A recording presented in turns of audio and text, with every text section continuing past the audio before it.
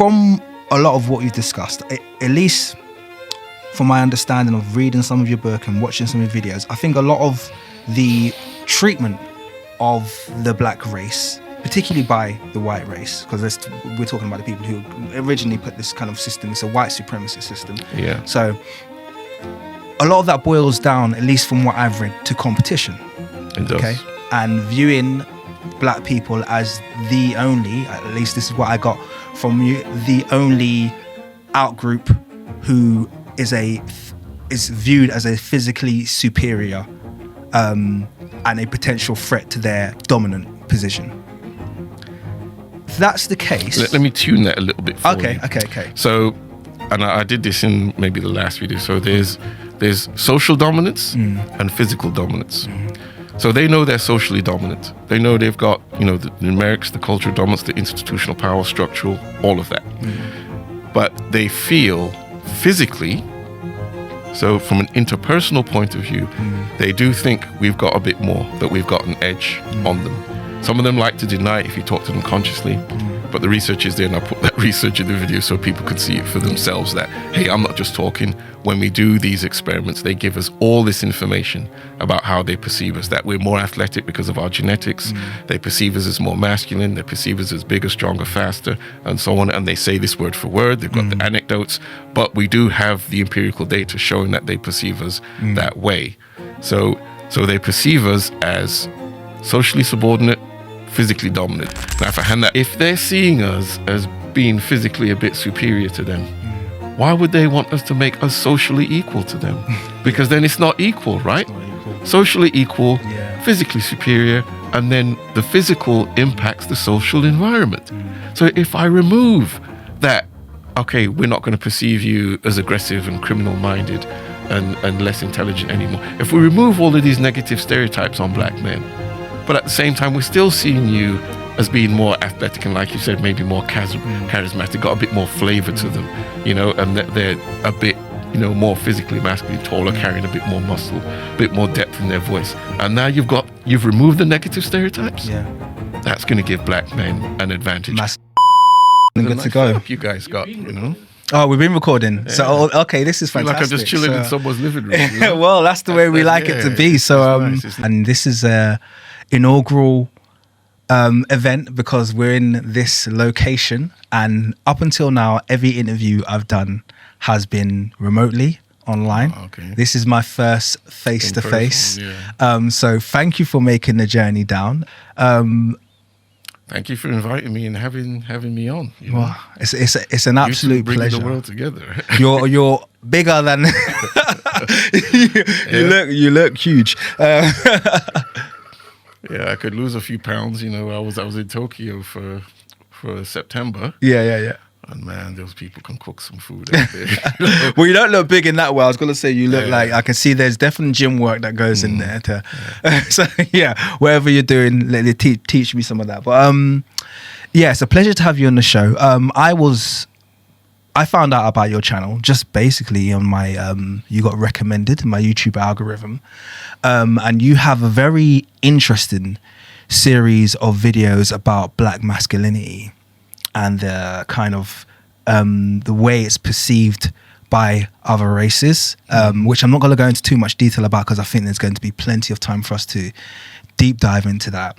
But I reached out to you off the back of that, and I invited you to come on the channel, which I was really happy when you obliged, and asked if you had any reading material that I could look at. And you sent me a link to your book. Just a little bit. Yeah. You sent me a link to your book. So I know it's been set up there as a nice little prop. Do you mind just handing that over to me quickly? I want to show everybody. I was expecting it to be like an Amazon book. Guys know what I'm talking about when I say Amazon book, about 60 pages. He sent me the Old and New Testament of racial theory.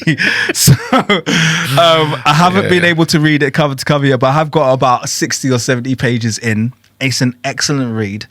I'm first of all astonished that you've been able to write so much. And this isn't, to be clear, I'm not just trying to oversell this book. 700 pages.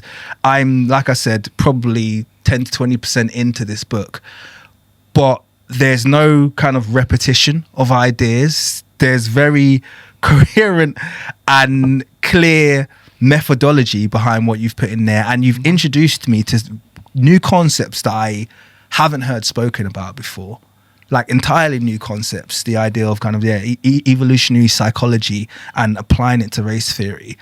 This is something that it's very pioneering. But also what I found really, I'm not going to say shocking, but it's how well it applies and how much it explains of the experience of so many black people, the current black experience, so to speak. So it's an amazing book. I'm just going to quickly advertise it to everyone. This is called The Racial Hierarchy. It's available online now. Amazon, is that the only place, or is there anyone else? Yeah, so far, yeah. Okay, so it's available on Amazon. I should set up my own website, but for now it's just it's on Amazon, yeah. Well, it's a phenomenal read, and I want to commend you. Actually, you might want to put it back up as display. I want to commend you for writing that book. It's very impressive. But I'd like you to take a bit of time and, in your own words, just kind of introduce yourself to my audience. Okay, well, my name's Chris Grandison. I'm a teacher. My background is Jamaican background, mother and father from Jamaica. And I spent quite a bit of time in America as well. People will hear that in my accent. It's all mixed up. So you'll hear some Jamaican and English and American at some point. But yeah, I was in New York for 20 years as well. But left America 2002, right after the World Trade Center and stuff went down. I was really getting disillusioned with life in America. I'm not, knocking America. There's so much opportunity, lots of money, lots of different things. But, most of my family was here and I was missing my family. So it was good for me to move back here. With regard to my learning journey, I went to a black college in America. So going through school, high school, and that, there really wasn't that much, education with regard to black identity and history and things like that. And that kind of opened up for me when I went to university. That's, you're at the age around 18 and you're starting to look for, identity. Excuse me. You're starting to look for, your place in the world, and you're starting to see things and understand things. And certainly I was understanding how the Western world looked at black people, black men, stuff like that. And going to university, I started to become, opened up to African history, I would say, because that's really our identity. We're black people, we're from Africa. That's the core of our history and culture. So that's where I started to look for our identity, so to speak, on the world scene. So I was, looking into ancient African civilizations, started reading Cheikh Anta Diop, Ivan van Sertima, things like that, and that was really useful for me. It did, I think, strengthen my identity, give me more confidence, more belief in ability level, intellectual ability level, and you would know that too because I've seen your channel. So you do a lot of looking into our history and things like that. So you know what it can do for us as a people to get our identity right, because in the West, it's not right. It's, what I would call now as an evolutionist, our cultural identity in the West is maladaptive, as in it's harmful to us because we're internalizing perceptions of ourself, of our race, of our competence and ability level and status. They're all quite negative, and we know this for a fact because you see it in very young children. When you test children 3, 4, 5 years of age, and you're starting to see what racial perceptions they have, you'll see black children saying negative things about their own race and more positive things about the dominant race here. So we know it's starting at those ages. Can I just, I want to jump in there really quickly, and I'll let you carry on. But it's funny because I literally just had a conversation today, and I was talking about the fact that it always, for me at least, in my perception, it always ends up starting with education, because essentially the education is what allows the soil to be fertile for other, ideas, other understandings of who we are as a people to take place. But until that education is set, that understanding of our history is at least set, it's quite difficult to basically, move someone along in a positive way as a black person to progress them. At least that's my perception. That's what I kind of argued. Would you agree with that? Or because it sounds like you had a similar road to me, where it started with you learning about your history, and then that allowed you to make some progress in terms of being able to become an educator. Yeah, absolutely. I'm an advocate for us creating our own, I guess they used to call it the supplementary education system here, where there'll be evening schools and a Saturday school, for, black children run by black people. Excellent. Where we can have an education specific for us. That's what education is supposed to do. It's supposed to teach you how to, clear my throat here, how to exploit the environment in a way that's positive and good for you. So if you're being educated against your own interests in the mainstream school system, I'm not really the complaining type. I think we have to do this for ourselves. There's no other groups to complain about or anything. Black people have to get together, sort it out, network and work it out, and educate ourselves the right way, because it really does make a huge impact and a difference. I mean, without those things I was learning about identity and so forth, I wouldn't be here. There was so much I wouldn't have learned. It wouldn't have had the impact on my life it has in how I perceive myself and my people and our culture and history. And this is really important for human beings. So with what's going on in the school system here, because, I've been 20 years in the school system here, and I've seen how poorly, let's say, black history is taught, and how some areas have just dropped it altogether, and they'll just say it's a cultural history, and you can learn about wine in Italy and what dance they do in Thailand and what dish they make in Mexico. And that's what they've replaced black history with in some areas. And there are a lot of places are still doing it. But even when they do it, there's just a focus on fighting racism and stuff like that. Like, our identity is not fighting racism. We got thousands of years of history. Exactly. That's what's supposed to be taught. If you're going to teach me about Romans and, Visigoths and stuff like that, you can teach me about ancient Mali. You can teach me about Great Zimbabwe. You can teach me about Nubia. You can teach me about all of those things as well.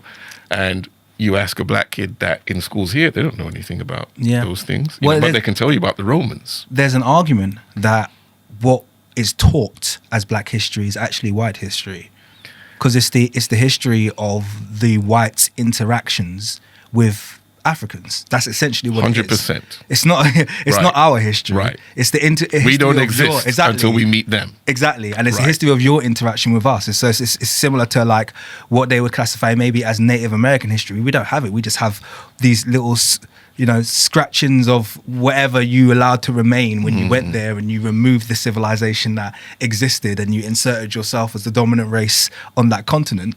You can't say the little bits that remain is Native American history. That's European history, or history of Europe and its interaction with that. Other people. With it's that. Like their history begins when there's European involvement or interaction with them, and that again, it's still centered in Western Europe. And when you look at world history, you really shouldn't be doing that.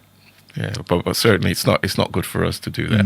So I'm not going to tell Europeans how they should teach their history and their identity and stuff like that. I'm saying we are responsible for our own identity and perception by teaching that history for ourselves. Plus, what I've also seen in the system is a lot of white teachers aren't really good or qualified to teach it the right way. You're saying exactly what I've said. I'm just laughing because you're saying exactly what I've said. Yeah. So I know what was going on in everyone else's class as well.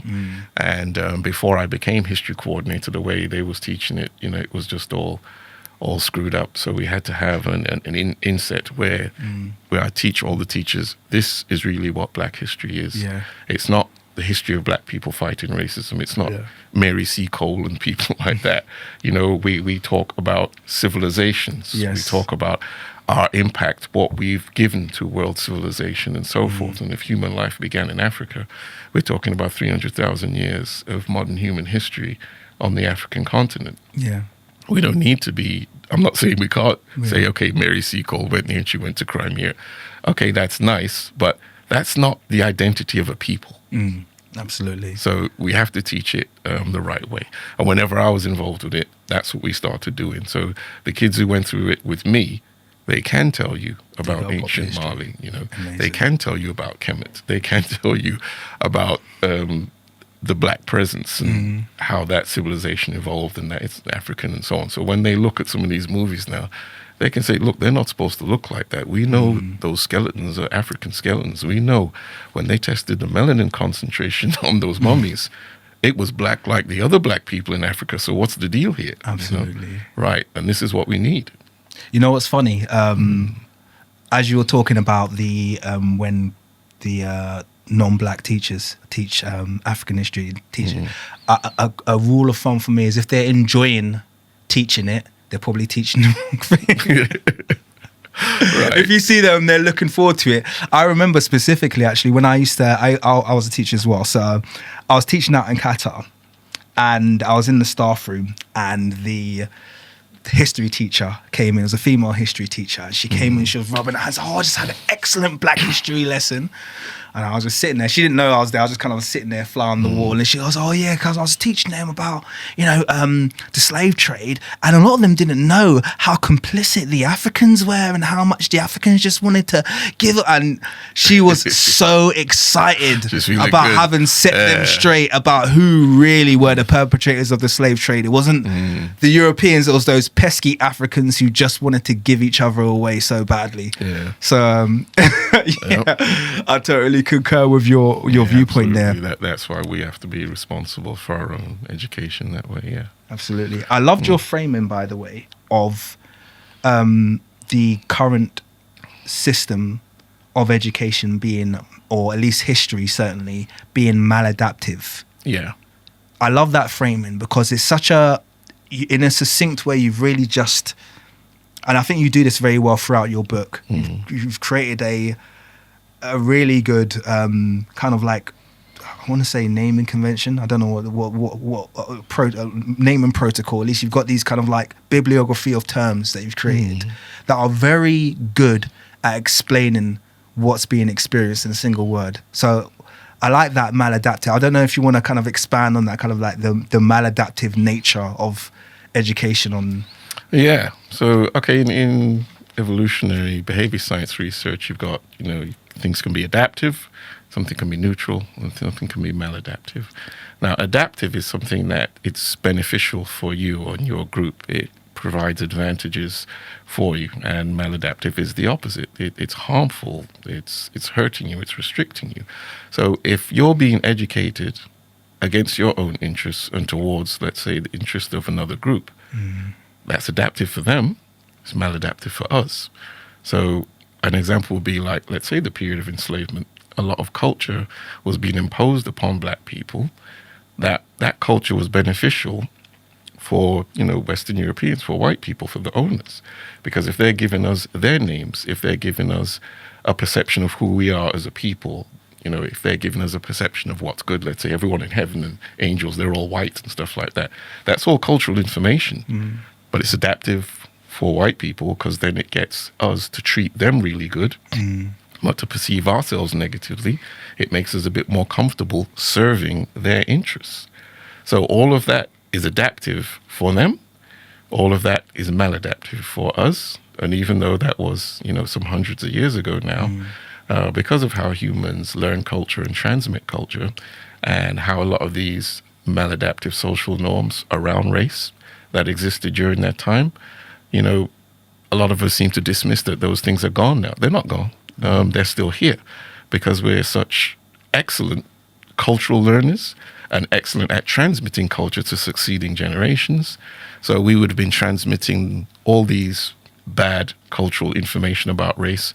We would have been doing that within the community, and also as minority black populations in Western nations, those nations were reinforcing those social norms around race that are harmful to us. So if someone's saying, well, slavery ended, 200 years ago, or in America in the 1860s and stuff, those norms around how to perceive race continued all the way through and were continually being reinforced, so that they're still with us. And one of the things I wanted to make sure we understood in the book is just how brilliant we are. Cultural learning is a superpower in humans. we can learn so much without even trying, particularly the things we've been doing for thousands of years, hundreds of thousands of years. So we're not brilliant at, say, learning algebra. Got to go to school 5 days a week, got to practice it, go do it for years. And if you don't practice it, you start to forget it. But other things, let's say information around social groupings, or let's say your accent and all these kinds of things, they're culturally learned. You don't forget them. You don't even remember learning them. As an adult, you don't directly teach that to, let's say, a child. You don't teach a child their accent or how to recognize certain facial features or what it culturally means or anything. This is all cultural information we learn automatically and unconsciously. So there are aspects of culture that we pay specific attention to. So we're selective cultural learners. So with regard to our social groupings, we can call that tribal, race, ethnicity, things like that. A lot of that information we will learn without trying. So this is why a 4-year-old child can tell you, okay, well, the black doll is the bad one. The white doll is the good one. The black doll is the dumb one. And they can do all that at 4. Now, no adult sat down and said or taught them that directly. They can learn all that from observation and inference and soaking up the culture that's around them, again, without even being conscious of it. And then they can actually start practicing that norm. Because now, if they can tell you that information, that means it can influence their behavior. It's influencing their perception of self, their perception of other racial groups. And again, we're talking about 4 or 5 years old. So there's plenty of research that's been done around that, but also looking into how brilliant our cultural learning abilities are at that age. So one of the things I wanted us to take from that book, from my work, is that if we are not consciously, actively doing something to interfere with that process of internalizing anti-blackness culture, it's getting in there. Yes. No, I want you to carry on. Sure. You can't stop there, yeah. Okay, you have to carry maybe I on can there, go. yeah. So, because people often ask me, well, what are the solutions and so on? And I'm like, well, look, you have to assume that learning anti-blackness culture, it's going to happen it happens even in Africa, but if you're in Western civilization, you're going to be watching TV, you're looking at textbooks, you're looking at movies, there's posters, there's magazine covers, and then just watching people interact with each other socially. There are things children are picking up on that we have no idea they're picking up on. Let's say, your teacher, when they're talking to the parents, they stand closer to the white people, a bit further away from the black people. A 4 or 5-year-old child can interpret that as, okay, there's something wrong with the black people then. Yes. My teacher, the authority figure, they will stand closer, be socially warmer with people who look like them, but with the black people, there's an extra foot of distance. The body language is a bit more negative and so on. Now, are children thinking that? No, they don't have to. That kind of cultural learning is what we would call an adaptation. So an adaptation is like, you walk into a room, you smell something, but you didn't tell your nose to smell anything. Yeah. You didn't tell your ears to hear anything. They're adapted to just doing their thing without you saying anything or consciously having to do it. So you can control your breathing consciously if you want to, but most of the time, you're just breathing, you're not thinking about it. You're listening, well, cultural learning, it's like that. And there's a lot of other parts of our psychology that are like that. They're an adaptation. So that's like an evolutionary trait, isn't it? I'm guessing. Absolutely, yes. We'll date back to a time when we need to be able to perceive threats, pick up social cues, maybe even a time that predated language between hominids, definitely would have predated language. And definitely we picked would. up We're this talking ability to that ability read a there. room, That so would to be speak, hundreds of thousands of years old. I would assume maybe 1 million. So that's pre-modern human, but still human, because sometimes people think, modern human, that's the only human. No, Neanderthals were human, Denisovans were human, Heidelbergensis, there were all these other, what we'd call archaic humans. So these were the humans before modern humans were here, and they go back 500,000 years, 1 million years, 2 million years. But a lot of their behaviors, we would have inherited those as we became eventually modern human, and even in the pre-human forms. So we've been living, let's say, as social groups, as tribal groups. You'll see chimpanzees, they live in tribes. We split with them about 7 million years ago. But they know all of this stuff as well. They have status hierarchies, and they form coalitions. You have dominance in that group, and so forth, and they can pay attention to body language and what's going on and all those kinds of things. So some of these are ancient behaviors, ancient what you call mental adaptations that are coming down to us through that evolutionary string. So recognizing the body language and tone of voice and all of that, all of that's been going on for a long time. And humans, we are really excellent at that, to the point a lot of it is just unconscious. So this is how children can learn these things that, depending on your identity, can be adaptive or maladaptive. And obviously my work is for the Black community. I want us to know the maladaptive forms of culture that we are internalizing that then goes on to affect performance. Because your social practices, the collection of social norms you have as a group, that could be an ethnicity, that could be broader things with regard to race going on in Western civilization, but it absolutely is affecting our performance, whether it's educationally, behaviorally, things we will think we should or shouldn't get involved in, what our competence and ability level is. It's like I told you in the beginning when I said I went all through the school system, in Britain and in America, but it wasn't until 18 when I started getting exposed to information about my identity as a Black person. What is our background in this world? What are our accomplishments? What's our history? And how that then informed my level of belief in my own competence to do better. That I could push my brain much, much harder. If they could do all those things back in Africa, those hundreds and thousands of years ago, we can do it too. But, our impression in this civilization is we're athletes, we're entertainers, or we're criminals.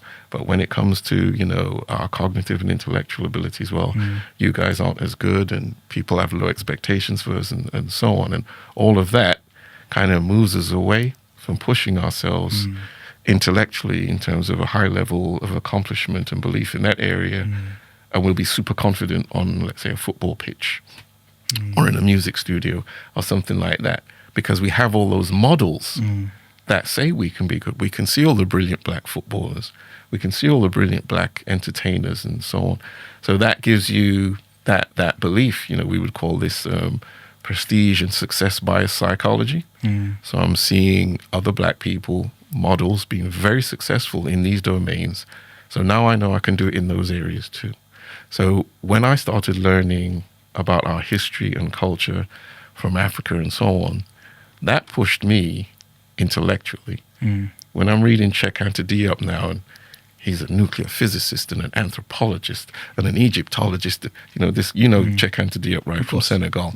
Yeah, I'm like, wow, this man's fantastic, man. And I'm reading his books, and he could be a physicist and then be an Egyptologist at the same time. And, to push himself into these domains where he wasn't welcome, and then give us the evidence we needed, now the scientific evidence about what was going on in ancient Kemet. And, physiologically, what were these people? So when he started, testing, the melanin concentrations in their skin, they didn't even want to give him the skin samples. He could get the samples from, I think, some of the ones in France and stuff, but he wanted some from the royal family. So he wanted to identify Ramses as a Black man and so on. The Egyptians wouldn't give him the samples. They didn't want him to identify that, so, but I have great respect for men like that now, and then Ivan Van Sertim. And that told me, I don't have an excuse.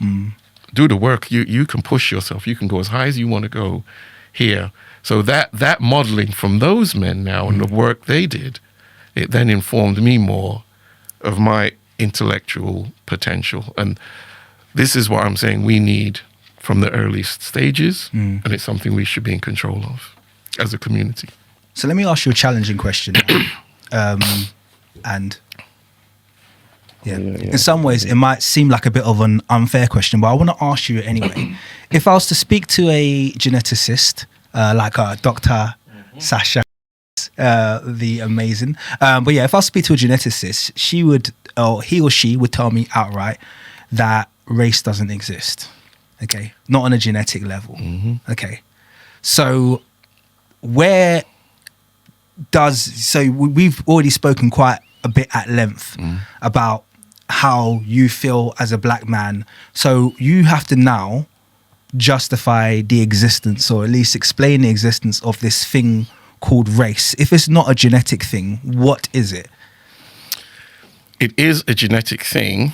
It's just more technical than that. And this is how they catch people out. Because when you'll see, let's say, someone in science say, yeah, race doesn't exist, you'll notice the terms they use. I do write about this in the book.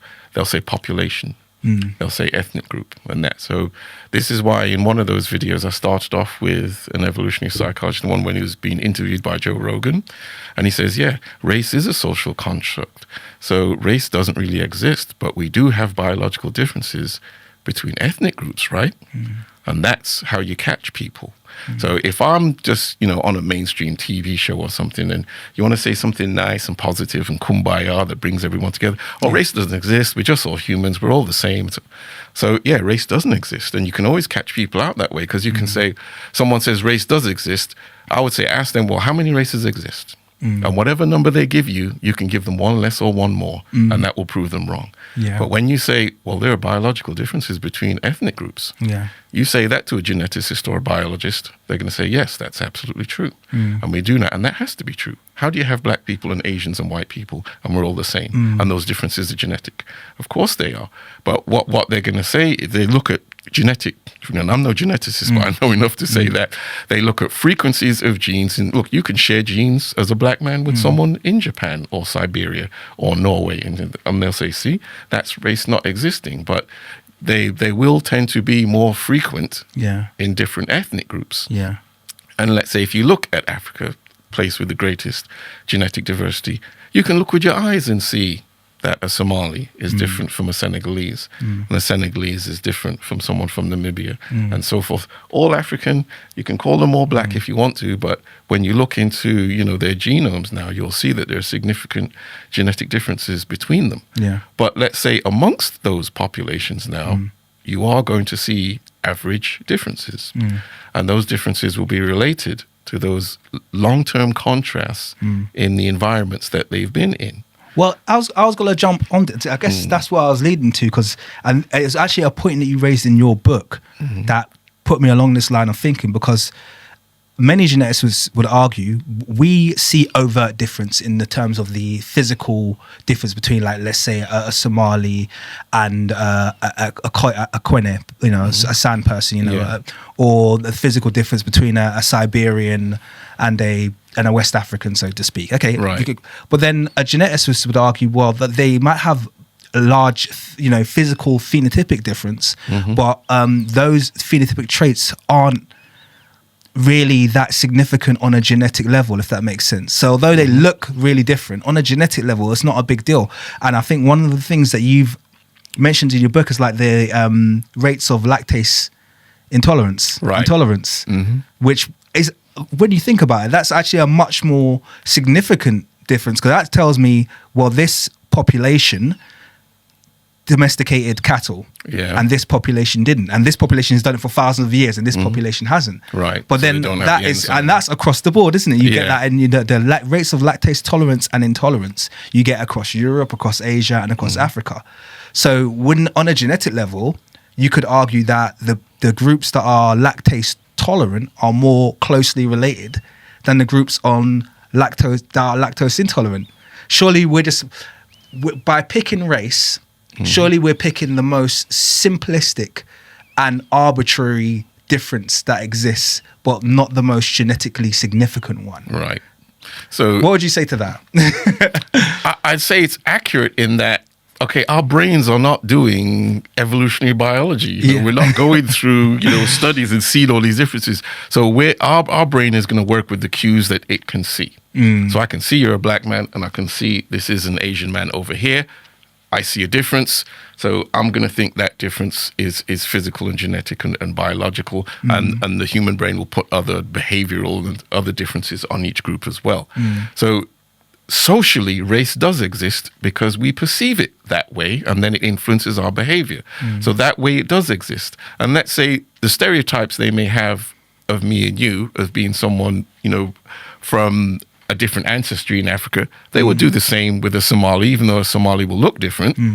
Somali's a black guy. You're a black guy. The stereotypes I have a black You're guys. African. I'm giving it to all of you lot. Yeah. So even though, let's say, Somalis aren't really Yeah. known as being great sprinters and so on, Yeah. if they see, a Somali, they may think he's fast, Yeah. just like those of West or South African ancestry, because our brains will put that type of stereotype just on the whole social group. If you're black, I'm putting everything, all the stereotypes I have about black people, I'm putting it on all of you. Yes, a geneticist can come and show me how genetically different the East Africans are from the West Africans, but we're not doing all of that mental work. I see you walking down the street, I see a black man. I'm putting the stereotypes on you that I put on a black man. And that's how it's going to work. So if we're making this information functional and practical, I need to know how people are going to socially interact with me as a black man, not as a black Brit or some Jamaican background or something like that, because people aren't doing all of that work. This is a bit of a digression. So racism's lazy, basically.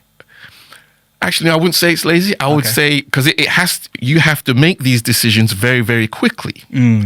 So if you use that heroistic, we'd call it, if I can just say, he's black, I'm putting everything I put on black people on him. So in my interaction with him now, I'm prepared to deal with any opportunity or threat that I need that information to deal with for. So let's say, okay, Somalis don't have a reputation for any type of criminal behavior, but these people from the Ivory Coast do. I see a black man walking down the street. I don't know if he's from the Ivory Coast or Somalia. Yeah. I need to deal with the potential threat, because if he's from Ivory Coast, maybe he's. There's no stats for that. You just make. No, this is all hypothetical. I'm saying how the brain will do it. Just to clarify, it's kind of like a smoke detector principle, right? Yeah. So a smoke detector will go off just from a little thing burning on your stove. There's no real fire. But if there ever is a real fire, because it's so sensitive, it will always catch a fire. Yeah. So this kind of works that way as well, that, okay, I don't know if you're safe or not, but if you kind of look like some people who aren't safe, I'm going to deal with you like you're not safe, and that will cover me if you're not safe, even though you're not. So like you would have read this part in the book where I said people started following me around in the shops when I was like 12, 13 or whatever. Now, I was kind of a nerdish kind of guy, I like my comic books, my science fiction. I wasn't involved in any gangs. You weren't as hench as you are now. Yeah, I was not just a skinny little kid, whatever. But security followed me around like I was some young black teenager who does shoplift and who is involved in gangs and so on. So it put that stereotypical perception of young black teenagers on me, even though I was far from any of that kind of behavior. But for them, it covers the threat, it covers what they're responsible for. And that's what will happen. Now, kind of circling back to the genetic thing, obviously we know there are significant differences biologically in terms of ethnicity. And then, so my point is, well, how does that relate to behavior? So a simple way of looking at that is being tall or short. We do know there are differences in height between populations, and it's not just, nutrition and healthcare as well, because that does play a role in how tall you're going to be. Are you eating well?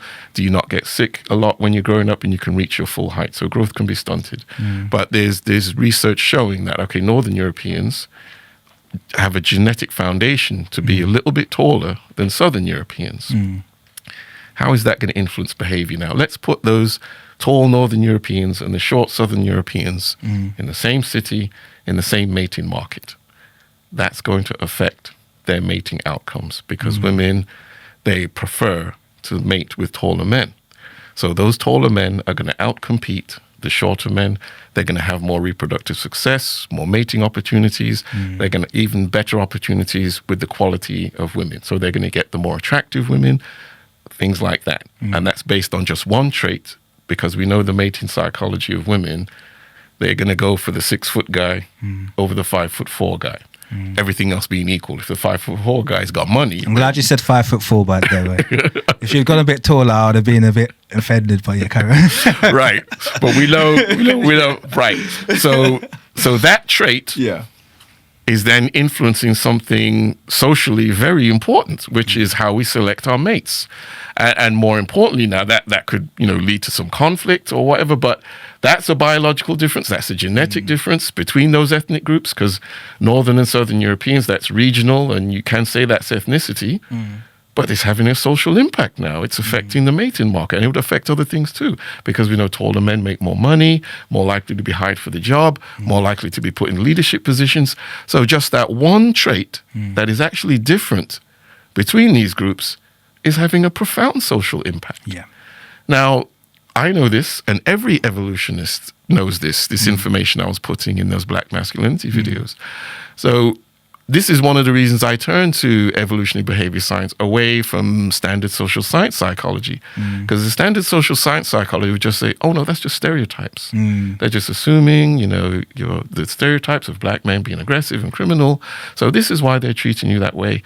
But in terms of the physical differences, your skin color and hair, well, that's all superficial, and it's not having any impact on behavior other than they can identify you're Black, and then they apply the stereotypes to you. And I'm like, okay, the stereotypes play a role, but we can take out the physical anthropology. We can measure.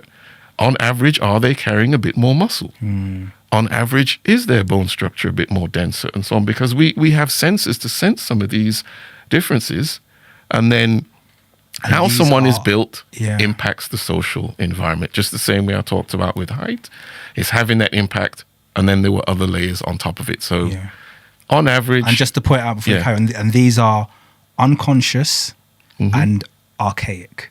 I think it's really important to point out. Absolutely. This is happening on an unconscious level. So people aren't thinking about this, but they're digesting it. And this is a survival behavior that goes back, millions of years in our evolution. So that's like mind blowing to think about. So people trying to understand this.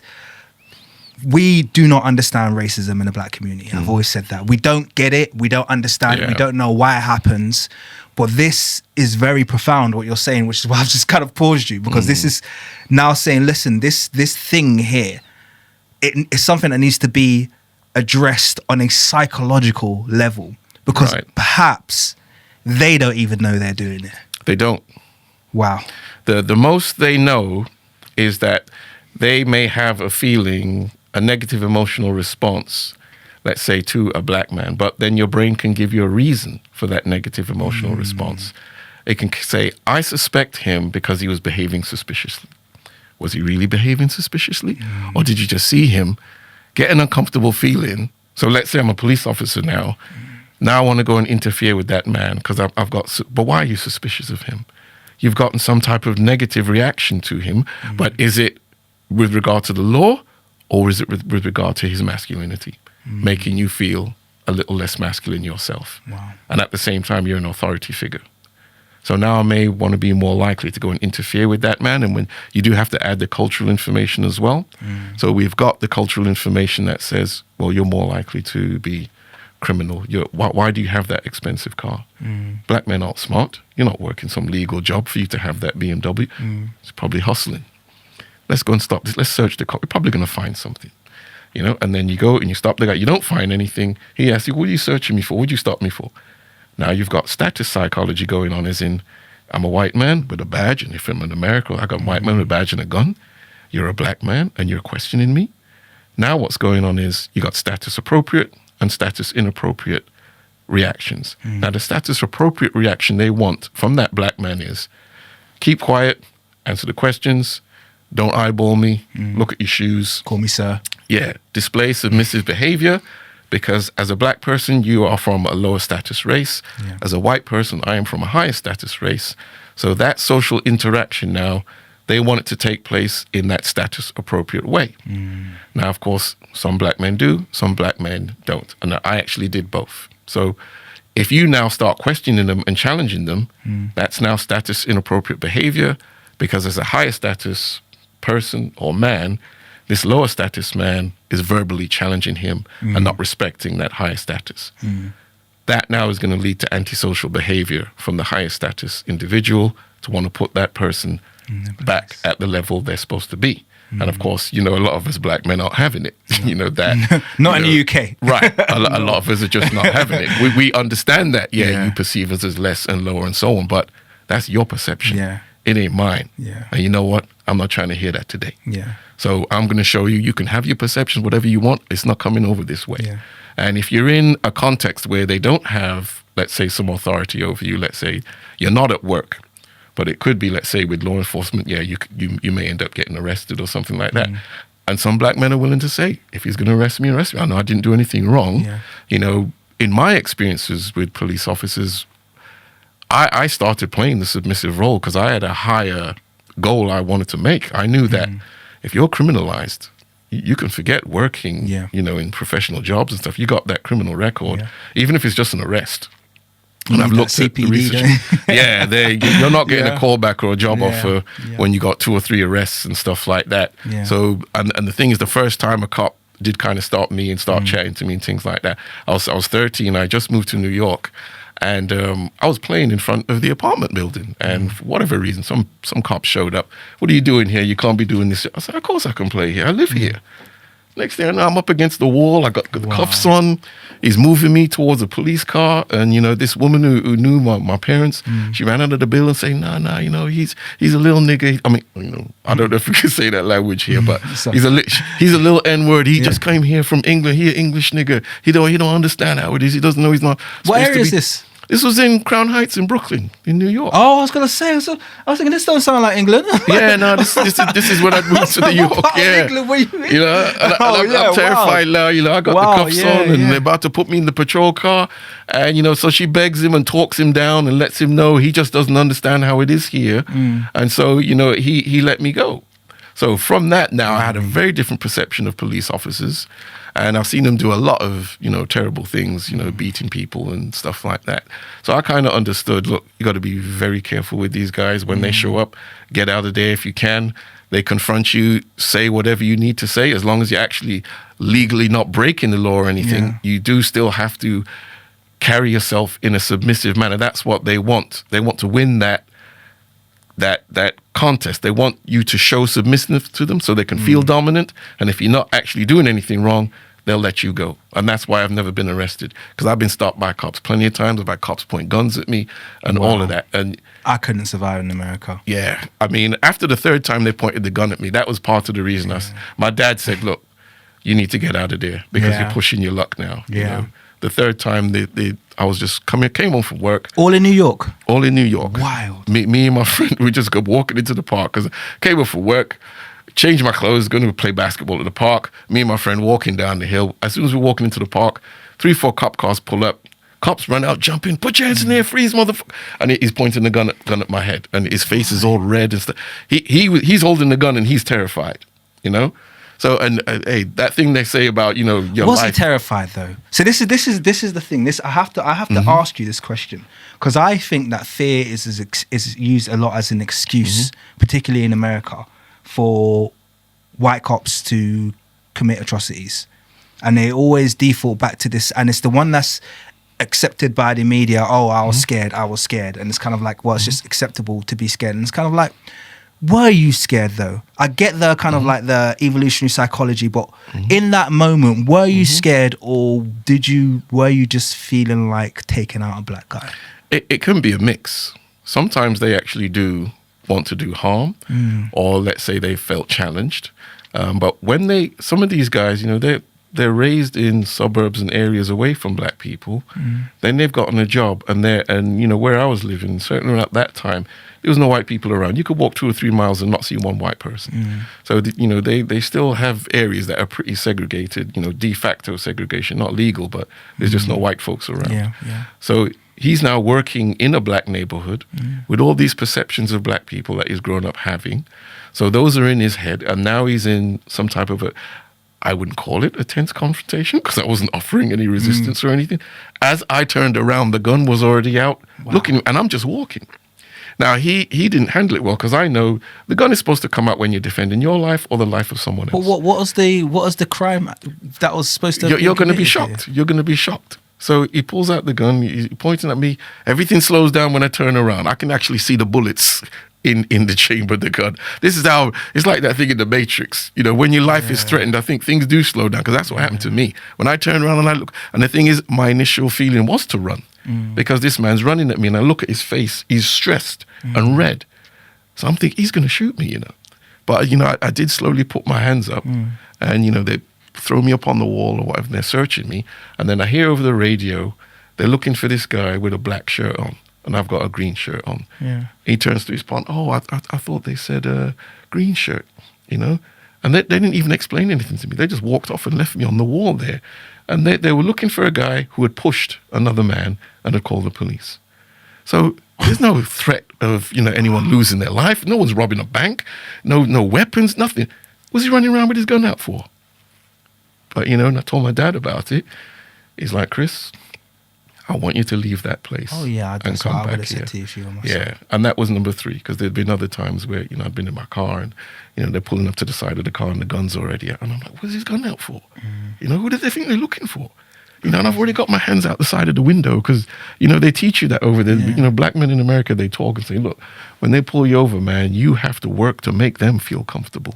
See, I thought maybe erroneously that as your British accent will probably be enough to pull you out of 99% of situations there. You know what I mean? Because they've got this weird fixation with their domestic black population, which for some reason doesn't extend a lot of the time to. It creates a conflict in their mind. Yeah. I've got all these stereotypes of black men, but I'm hearing this British accent coming out of this guy. So now they're kind of confused a bit and they see you a little bit differently. But obviously you have to get to the point where you're talking to them. Exactly. Before they hear your voice, you'd like you just said you're another. Yeah, you do. And actually it leads on to something you said earlier about the ability to be able to quickly identify someone. And it reminds me of a conversation I had with a PhD, Dr. Cord Whitaker, who wrote a book called Black Metaphors. Because I was asking him about the origins of racism, and he said exactly what you said. He essentially said, from his research, he traced it back to kind of late Middle Ages, early modern era, after the, during the Moorish conflict, and during and after the Moorish conflict, where essentially, as a Christian, you needed to be able to, and even though there were black Moorish Christians, that's an aside, it became a very quick and easy way to identify the enemy. You realize all these people who we classify as invaders or the people in Southern Europe, they're all Muslim and they're all black. So that's a really quick, easy way to identify them. Yeah. We're white and we're Christian.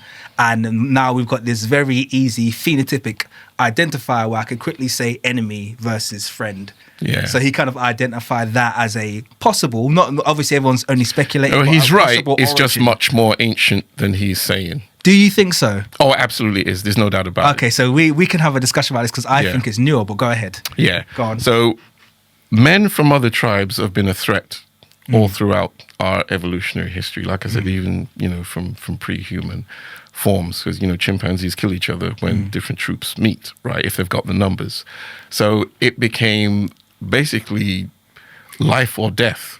You had to identify who's from your tribe and who's not. So let me give you a scenario. The three of us, we're out hunting on the African savannah, right? So we're away from our tribe. We're 5, 6, 7 miles away from home. We're hunting.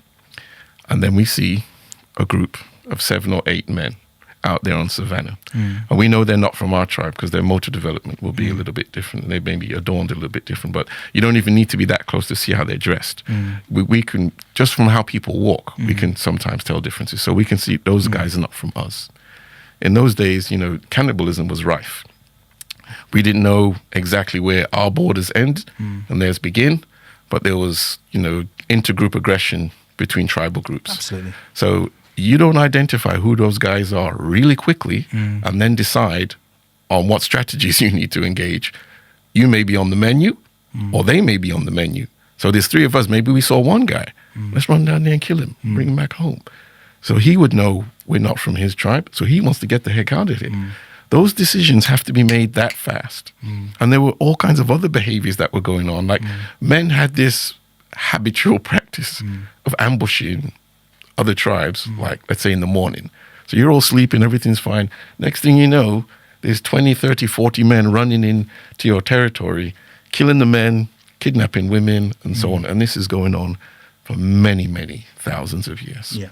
So you call it outgroup men. Men from other tribes have been a threat to your existence. The people who are safe are the people in your tribe. So now you're going to have selection. If you don't have the ability to quickly recognize these outgroup men and then have a strategy for what to do also very quickly, you're going to suffer the consequences, as in, you're not going to survive. The men who respond quickly, they live, they have children. Those children inherit that same ability to sort of respond psychologically, negatively to these men from other groups. So now over time, that's going to be adaptive for you. You guys are not from here, we're going to deal with you, or we're going to get out of here. Either way, I survive long enough and I reproduce, and those children inherit the same quality. So we've been able to, we can identify ethnicity super quickly. When I mean super quickly, I mean like 4 or 5 tenths of a second. They've done neuroscience studies now that show certain areas of the brain lighting up, like they call it amygdala activation. That's a part of the brain that seems to be involved in fear and aggression and things like that. And with black people, they've actually seen some amygdala activation in terms of people responding to black people now. So, a white person sees a black person, and if they're feeling some kind of threat, that area of the brain is lighting up in 3 tenths of a second. Not just recognition, but also like a fear or threat response. And this is something all men can do in terms of how they respond to outgroup males. We can learn to perceive them negatively very quickly, and it's very hard to extinguish that negative perception of outgroup males. We don't tend to do it with women. But women could do it too because they've had to face threats from outgroup males as well. I guess I would say from a historian's perspective, where I'd say I'd not push back, but I guess maybe just pry a bit further, is that's easy to do phenotypically on a transcontinental level, but on a intracontinental level, there would have been a lot of phenotypic crossover even within ethnic groups, which is why I'd say the need to differentiate between ethnicities definitely existed. That's absolutely an evolutionary trait, but perhaps it wasn't. When did it become racial is the question. So for instance, I, as someone who is Yoruba, I can tell you quite easily that ethnicity in the Guinea region of Africa is very transient and has been historically. I could have ancestors that were Edo or something else. I end up being Yoruba, but even that's going to be transient, and my kids could end up having. I could have Igbo grandkids and outside. Like, it's very transient. There's a lot of intermarrying going on, so it's not easy to quickly identify just on visualization that someone is belonging to a certain ethnicity or a certain tribe. So on that intracontinental level, and I think the same would have been the case in Europe, where you would have had groups of people who are ethnically different, but physically there's overlapping, but they identify culturally, I'm this and I'm that. And in the Middle East, once again, you would have had the same phenomena. So I guess the question mark for me is the origin of it becoming codified as race, these differences being racialized and codified as race, which I think Are you saying how did it become that way? I guess it's more the when. Do you know what I mean? So I totally agree with you that the behavior to need to identify people quickly is archaic. It goes back as probably as old as man. But I think the need to do it purely on a racial basis, I think that's something that's much more recent. I think that's quite a recent invention. But I could be wrong there. This is just what I don't necessarily think you're wrong. I think you're going into the area now of what cultural information exists about race. So if you, let's say, look at the history of the British Isles, the English, the Scotch, and the Irish, they were perceiving each other as different races. Now, they wouldn't do that today, would they? The cultural information has changed, and they know, like I said, phenotypically, they all look alike, but they had different accents, and they were dressed different, and so on, from hundreds of years ago. I would argue they look different, but that's another discussion. They probably could tell the difference a bit between each other, but I certainly can't. But as you know, you now have cultural information playing a role in how groups are identified. So we know that, let's say, I'm thinking we're talking about Carl Linnaeus and a few other, European scholars started to create these race hierarchies and saying, okay, the European and the Native American and the Asian and the Black. Now, this cultural information then starts to spread, and then we start to associate these traits and this cultural information with these racial groups. That now would inform the biological tribal psychology trait that is ancient in our lineage. So tribal psychology is in all humans, and that goes back, like I said, hundreds of thousands, millions of years. But it is sensitive to the ecology. So the ecological information will inform how I perceive those groups. So now I've got cultural information telling me this is what a Native American is and what they do. Now I can see they're different, but now I can start applying cultural information about what they are, what they do, all these associations. Are they good? Are they not so good? Are they competent? Are they intelligent? Are they aggressive? Are they not? That's going to be a bit of cultural information. You may have personal experience with them, but even if you never have personal experience with them. So in the book, I put this study where people in Taiwan, in rural areas, who had never met a Black person before in life, they had learned all their cultural information about Black people from television and movies, and they could stereotype and discriminate against a Black person, even though they'd never met one, from the layers of cultural information that they'd now gotten from watching Western programming. Yeah. But it's still the tribal psychology being informed. So they can visually see, okay, these Black people are different from me, but what do I think about them? That's when the cultural information comes in, and now I can get those quick reactions to them, as in maybe treating them with prejudgment and discrimination and negative discrimination. And they can do the opposite with white people, because Western civilization has broadcast this image of white people, status, power, wealth, and so on. So they can actually positively discriminate against white people, as in treating them well, treating them positively, seeing them as higher status people, higher than themselves, and so on, even though they'd never met a white person before, never met a Black person before. So the tribal psychology is always there. It's going to try to carve up the world into these social groupings, but it then will need cultural information as well to add on to how to identify and then socially interact with these people. And, because of the ability of Western civilization to broadcast cultural information globally, people who've never met a Black person before, they can prejudge and discriminate against us because they've watched Hollywood movies and hip-hop videos and things like that, and made all these associations from that. So it's the two working together.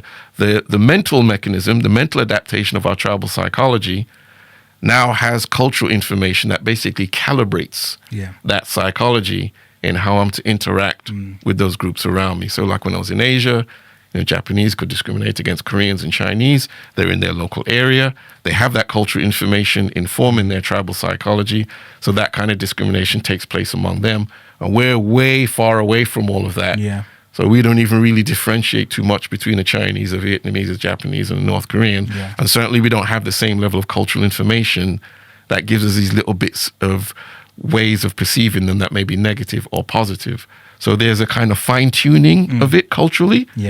But that biological foundation is there with that tribal psychological reaction to other groups. That's really interesting. Let me ask you a question now, because I think it kind of ties into what you've just said there. From a lot of what you've discussed, at least from my understanding of reading some of your book and watching some of your videos, I think a lot of the treatment of the Black race, particularly by the white race, because we're talking about the people who originally put this kind of system, it's a white supremacist system. So a lot of that boils down, at least from what I've read, to competition. It does. And viewing Black people as the only, at least this is what I got from you, the only outgroup who is viewed as a physically superior and a potential threat to their dominant position. If that's the case... Let me tune that a little bit for you. Okay. So, and I did this in maybe the last video. So there's social dominance and physical dominance. So they know they're socially dominant. They know they've got, the numerics, the cultural dominance, the institutional power, structural, all of that. But they feel physically, so from an interpersonal point of view, they do think we've got a bit more, that we've got an edge on them. Some of them like to deny it if you talk to them consciously, but the research is there, and I put that research in the video so people could see it for themselves that, hey, I'm not just talking. When we do these experiments, they give us all this information about how they perceive us, that we're more athletic because of our genetics.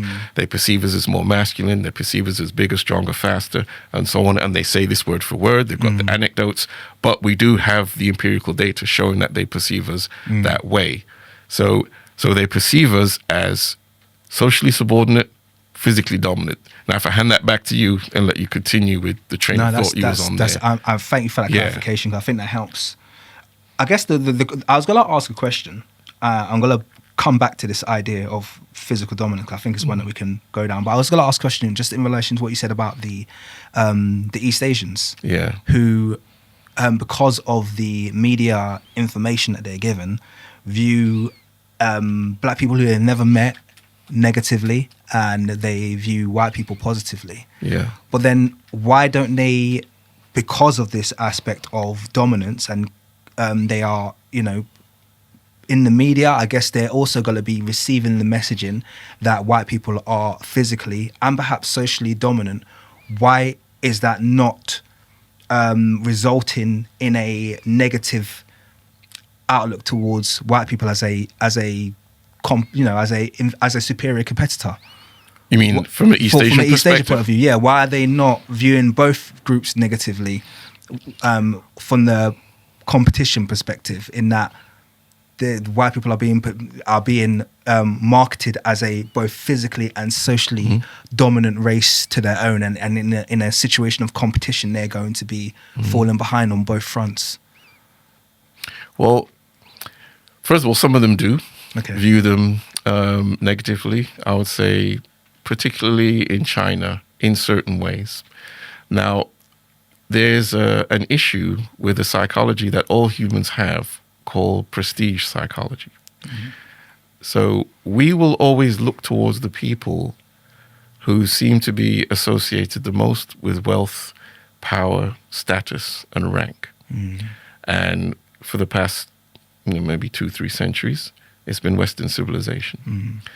So that psychology causes all the other world's people to look at white people, Western civilization, as something to copy, imitate, and want to associate themselves with, because the things they have are the things all human beings want. We all want to be admired and respected. We all want to have a lot of access to nice material resources, high level of education, so the West has got these big businesses, these universities. It's got its establishment as the top civilization at this point in our history. So it's just like, you go down to the football pitch, the guy is running past everyone and dribbling and scoring and stuff. He's the guy you want to pay attention to. He's the guy you want to imitate. He's the guy you want to hang around. He's the guy you may even want attention from, and so on. So right now, the West has that.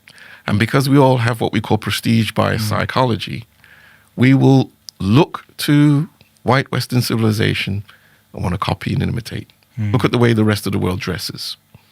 Look at the power of the English language throughout the world, So we have this imitation of the West in many, many ways, but then it causes us to kind of see ourselves as a little bit less than. So in one of my recent videos, I showed how there's so much plastic surgery going on in Asia, particularly in Korea, to change their physical appearance. They say we want to look Western. That's a euphemism for looking like white people. They're not trying to look like Latinos or black people or anyone else in the West. It's white people they want to look at.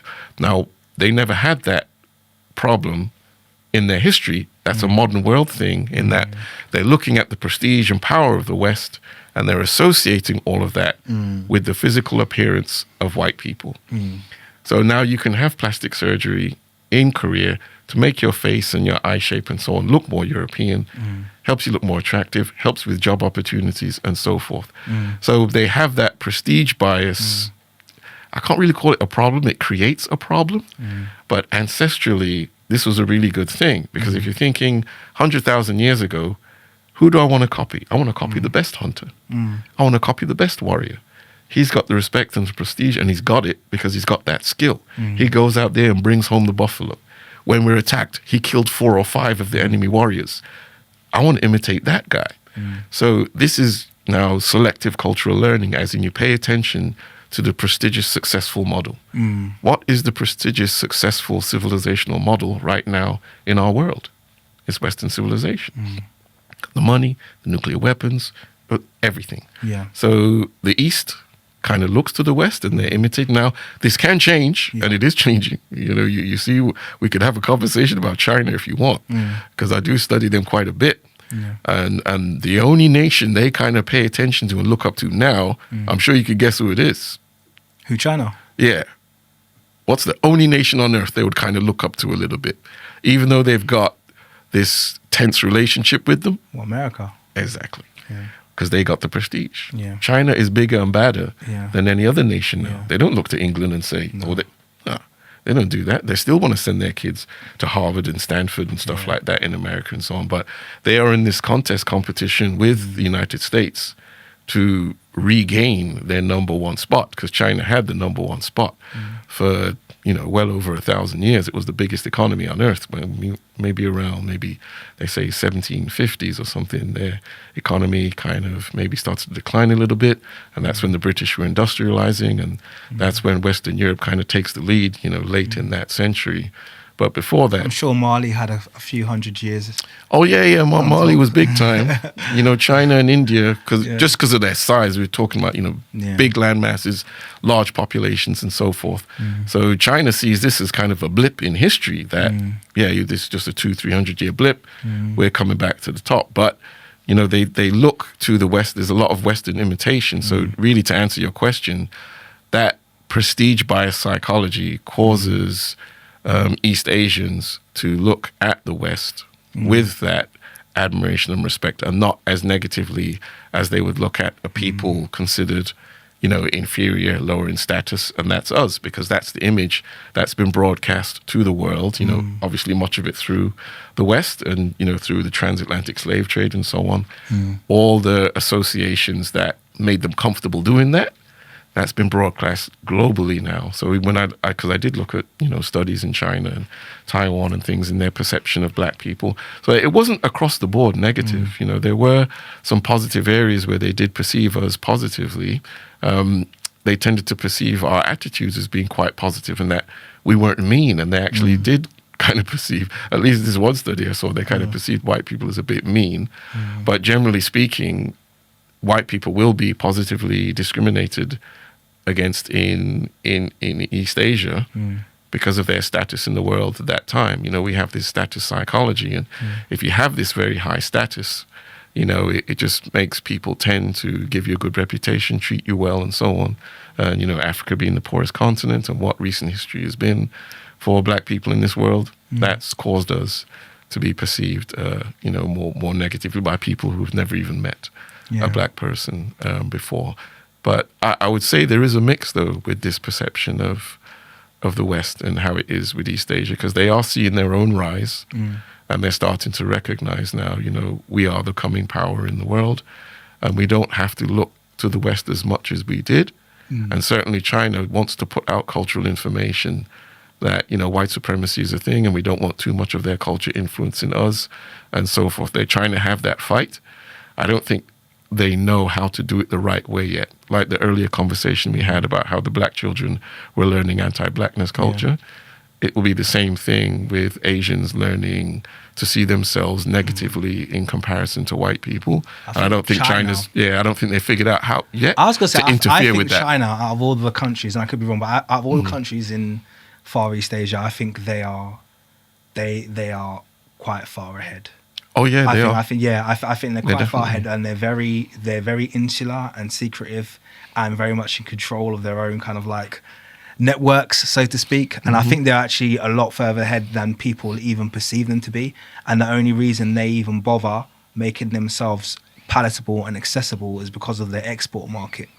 I think if that didn't exist, then China would be probably from the outside look a little bit more like North Korea, where you have no idea what's happening. But they've kept that kind of window of accessibility open so they can remain the world's manufacturer of everything that works. I think that's part of it. basically. I do think they've learned from their history that being insular, being closed off, is how the West caught up to them and surpassed them. Because if you go back, let's say 800 years, they were much more advanced than the West. You know, I'm going to show it because I'm going to be doing some white supremacy videos later on this month and next Exciting. month. And, you know, when you look at the treasure fleet that China had about during the time, let's say Christopher Columbus, so I'm going to show a comparison. Columbus's ship was about this big, and the ships from the Chinese treasure fleet were this big. Wow. Massive. Yeah. And they were traveling throughout the Pacific and the Indian Ocean and so on. So if they wanted to come and colonize Europe at that point in time, they had the ability to do it. But they had such a high opinion of themselves, like, you know, we're the Middle Kingdom. It's all about the Middle Kingdom. We don't really need to know what you guys are doing over there and whatever. And that's a mistake, because you do want to keep yourself open so new innovation and ideas can come and help you, because this is kind of what helped with Europe's rise, is that all these competing European states were, you know, making each other stronger, you know, by fighting each other, but then sharing information. So they continue to push their development, whereas China just kind of stayed, like you said, insular to themselves and weren't really paying attention to the changes that were going on in the world. Yeah. And, you know, you need your own stuff, but you do need to be open to what's going on out there and taking bits. And that's what happened, whereas they were hundreds of years ahead and then they fell behind. And that's how a tiny country like Britain could go there and beat up China. And beat up the world, essentially. It's a very interesting conversation. We could go down that, but I wanna turn us a little bit. I'm gonna ask you another challenging question. Is it a waste of time to discuss racism with white people? I'm of two minds with that. So you do want to be, you do want to try to move the world to a position where different groups are cooperating, we're getting along, we are following, you know, laws and, you know, social behaviors of respect, and, you know, just trying to create a world of peace and respect and high levels of cooperation between each other. And you can get, you know, very different groups to cooperate at a very high level that's beneficial for everyone. That's kind of what you want to do. So there are aspects of our behavior as human beings, there are nasty aspects of our behavior that we want to do the best we can to restrict with laws and with good culture and morals and ethics. And because it's you know, with the way the world is going now, it's not good with these weapons and AI and chemical and biological weapons and tensions between these powerful states. You know, we want to reduce all of that, and you want to try and cooperate and go on. Now, more specifically, with what you said in terms of, for us as black people, is it a bit of a waste? So, you know, keeping in mind what I said, you know, we want to, you know, keep it peaceful and, you know, try to cooperate and get along and so on. There are some problems with that, in that a lot of people are fine getting along with us as long as we keep our place, as long as we play the submissive role, as long as we don't challenge them.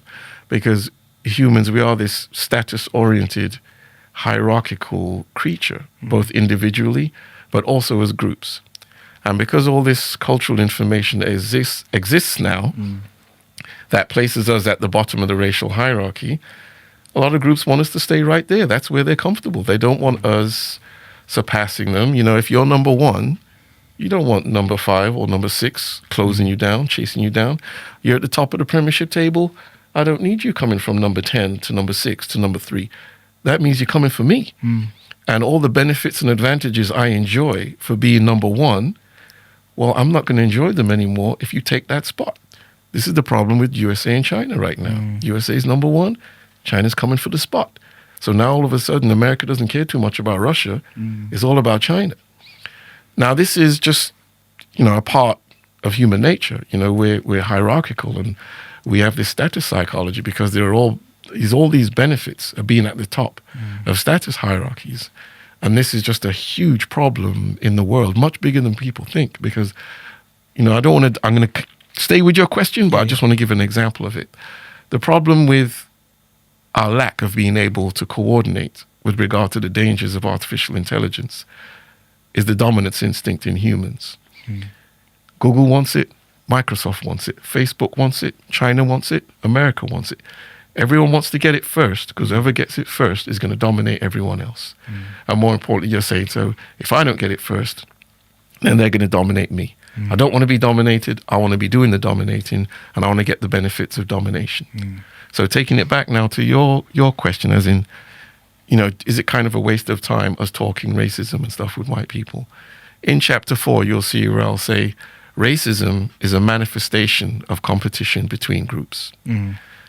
If you recognize now it's a competition, you don't turn to your competitor and say, hey, don't run so fast. Slow down. Run even with me. Let's cross the finish line together. Hey, look, what are you talking about? I'm trying to win this and get all the benefits from winning. So if that's a manifestation of competition, racism, right? Intergroup prejudice and discrimination restricts our ability to succeed and advantages those who can successfully pull off these discriminatory practices against you.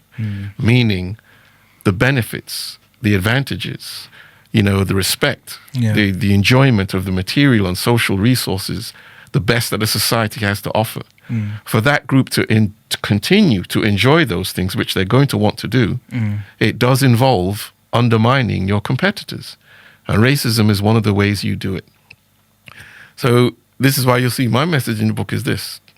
Stop yelling at white people about racism. They're doing what they got to do to stay top, to compete against us. I've got to look at you, and I've got to look at him and say, hey, me and you got to get together. We got to get our stuff together to protect ourselves, to assert ourselves. If we want black well-being, it has to be everyone black in the room working together as a group to then compete against other groups. Intergroup competition is ubiquitous, and it's all throughout our history. It's what we've evolved to do. If another group can get you to stop competing, they are laughing their ass off, because now they've got the gold medal and you're not going to challenge them for it. They are concerned about those who get themselves together and start cooperating and coordinating their efforts as a group. They've got nothing to say to you. They're doing their job and they are coming for you. Those are the ones they're really concerned about. And again, that's the China-US thing. China ain't having it. They're working together. They've empowered themselves now. And everyone knows what they did to China before. It ain't happening again. So to finish your question, I really don't think there's anything to say to them. Okay. Really good answer. But I guess my challenge would be, isn't that outlook ultimately quite dystopian? Because to qualify that, essentially, we've already identified that racism is this deep psychological, you know, ancestral evolutionary trait that has been an extreme version of, you know, tribal psychology, essentially, And in acknowledging that, we know that it's a problem that exists in the perpetrator as opposed to the victim. So it's not the problem of the victim group, it's a problem of the perpetrator. But we're essentially saying, in order for the victim group to no longer be the victim group in this relationship, they have to fight their way out. Because you've already made it very clear that they're not going to let you get out of that position easily, because it's so beneficial to them. So it's going to ultimately bring us into a conflict. There's not going to be any peaceful, you know, kind of like just like meandering out of this into a kumbaya situation. It's going to be a situation where we're going to have to go into direct conflict with this group in order for them to understand that they can't operate in that way anymore. So I was saying, is that dystopian? Is it that dystopian, or am I looking at the different tenets of evidence you're giving me, and I'm you know, coming out with 2 + 2 = 5? Well, if let's say I'm an alien visitor, right, and I'm observing this species called Homo sapiens, and I'm looking at, you know, how they interact with each other as groups, and you know, what is the structure of how they operate as a species. We're a tribal species. And we always seem to form these group-based social dominance hierarchies. All societies on Earth are that. It seems to be universal in humans. So this is something else I say, look, This is just how they operate. This is how they are wired as a species to interact with each other as groups. Is part of the evolutionary process. So my tribe competing with your tribe, if I'm winning that competition, I get territorial expansion. I get better shelter, more watering holes, better hunting grounds. That's going to lead to more mates, and I can support more children. So that's kind of how the evolutionary process can work for this group living social species, meaning it's an advantage. It's beneficial to behave that way. And more importantly, if I don't compete, what happens? It may contract. The other tribe are not stopping competing, so they're going to keep doing what they can to expand their territory, to expand their access to material and social resources at our expense. So it's like, look, I don't really want to fight, but you ain't going to stop fighting. So I have to fight. So when you stop fighting, fine, I'll consider stop fighting. Now, we are not in that superior position. We've kind of got nothing to lose. Those higher up in the hierarchy have something to lose. So they are the ones that are going to have what I call this status sensitivity reaction, as in the guys behind me, they're closing me down. It's the American reaction to China. You see, China is climbing. America's at the top. America wants to stay at the top. They do not want to be challenged by this lower status rival. But that competitor's got their stuff together now, and they're like, look, I don't care whether you want us to, slow down or this or that. I'm concerned about well-being right here in China. And I'm not keeping myself at a lower level. So you can feel comfortable. I'm not playing the submissive role. I'm going to do the best I can for mine. You're going to do the best for yours. We're just going to have to compete and let it play out the way it plays out. Because, like I said, humans, we will work hard for our own success. But at the same time, if I can kind of chop the knees out from underneath you while you're trying to compete with me, that's good for me too. Okay. So we have that dual competitive strategy. Yeah. So I guess you're leaning towards the inevitability. 'Cause I guess, the inevitability that of intergroup competition. Yeah, but not just competition. I guess I would say cheating. Because there's competition where it's just like, well, we're both just running and the best is gonna win. You know what I mean? Right. What's that expression? I don't know. It's like, may the best man win. Yeah. You know? But ultimately, we're not seeing that. We're seeing, and it's funny because I was having this conversation literally just this morning about the multiple deconstruction events that have taken place against the black community in America over the Jim Crow period. So since the emancipation to present day, there are hundreds of deconstruction events, towns bombed, people's massacres, people's houses have been, churches that have been just moved into by white, race riots, supported by the state. Yeah. Often. So that's intergroup competition, but that's like cheating. That's like essentially you're not. Well, look, this is not humans evolved for ruthless competitive behavior, along with doing nice things, but they've got the other side too. And without restrictions, without laws and things like that, they will do the ruthless, horrible. I mean, look how many genocides there's been. Exactly. This is a pattern of behavior in humans. It's not a one-off here and there.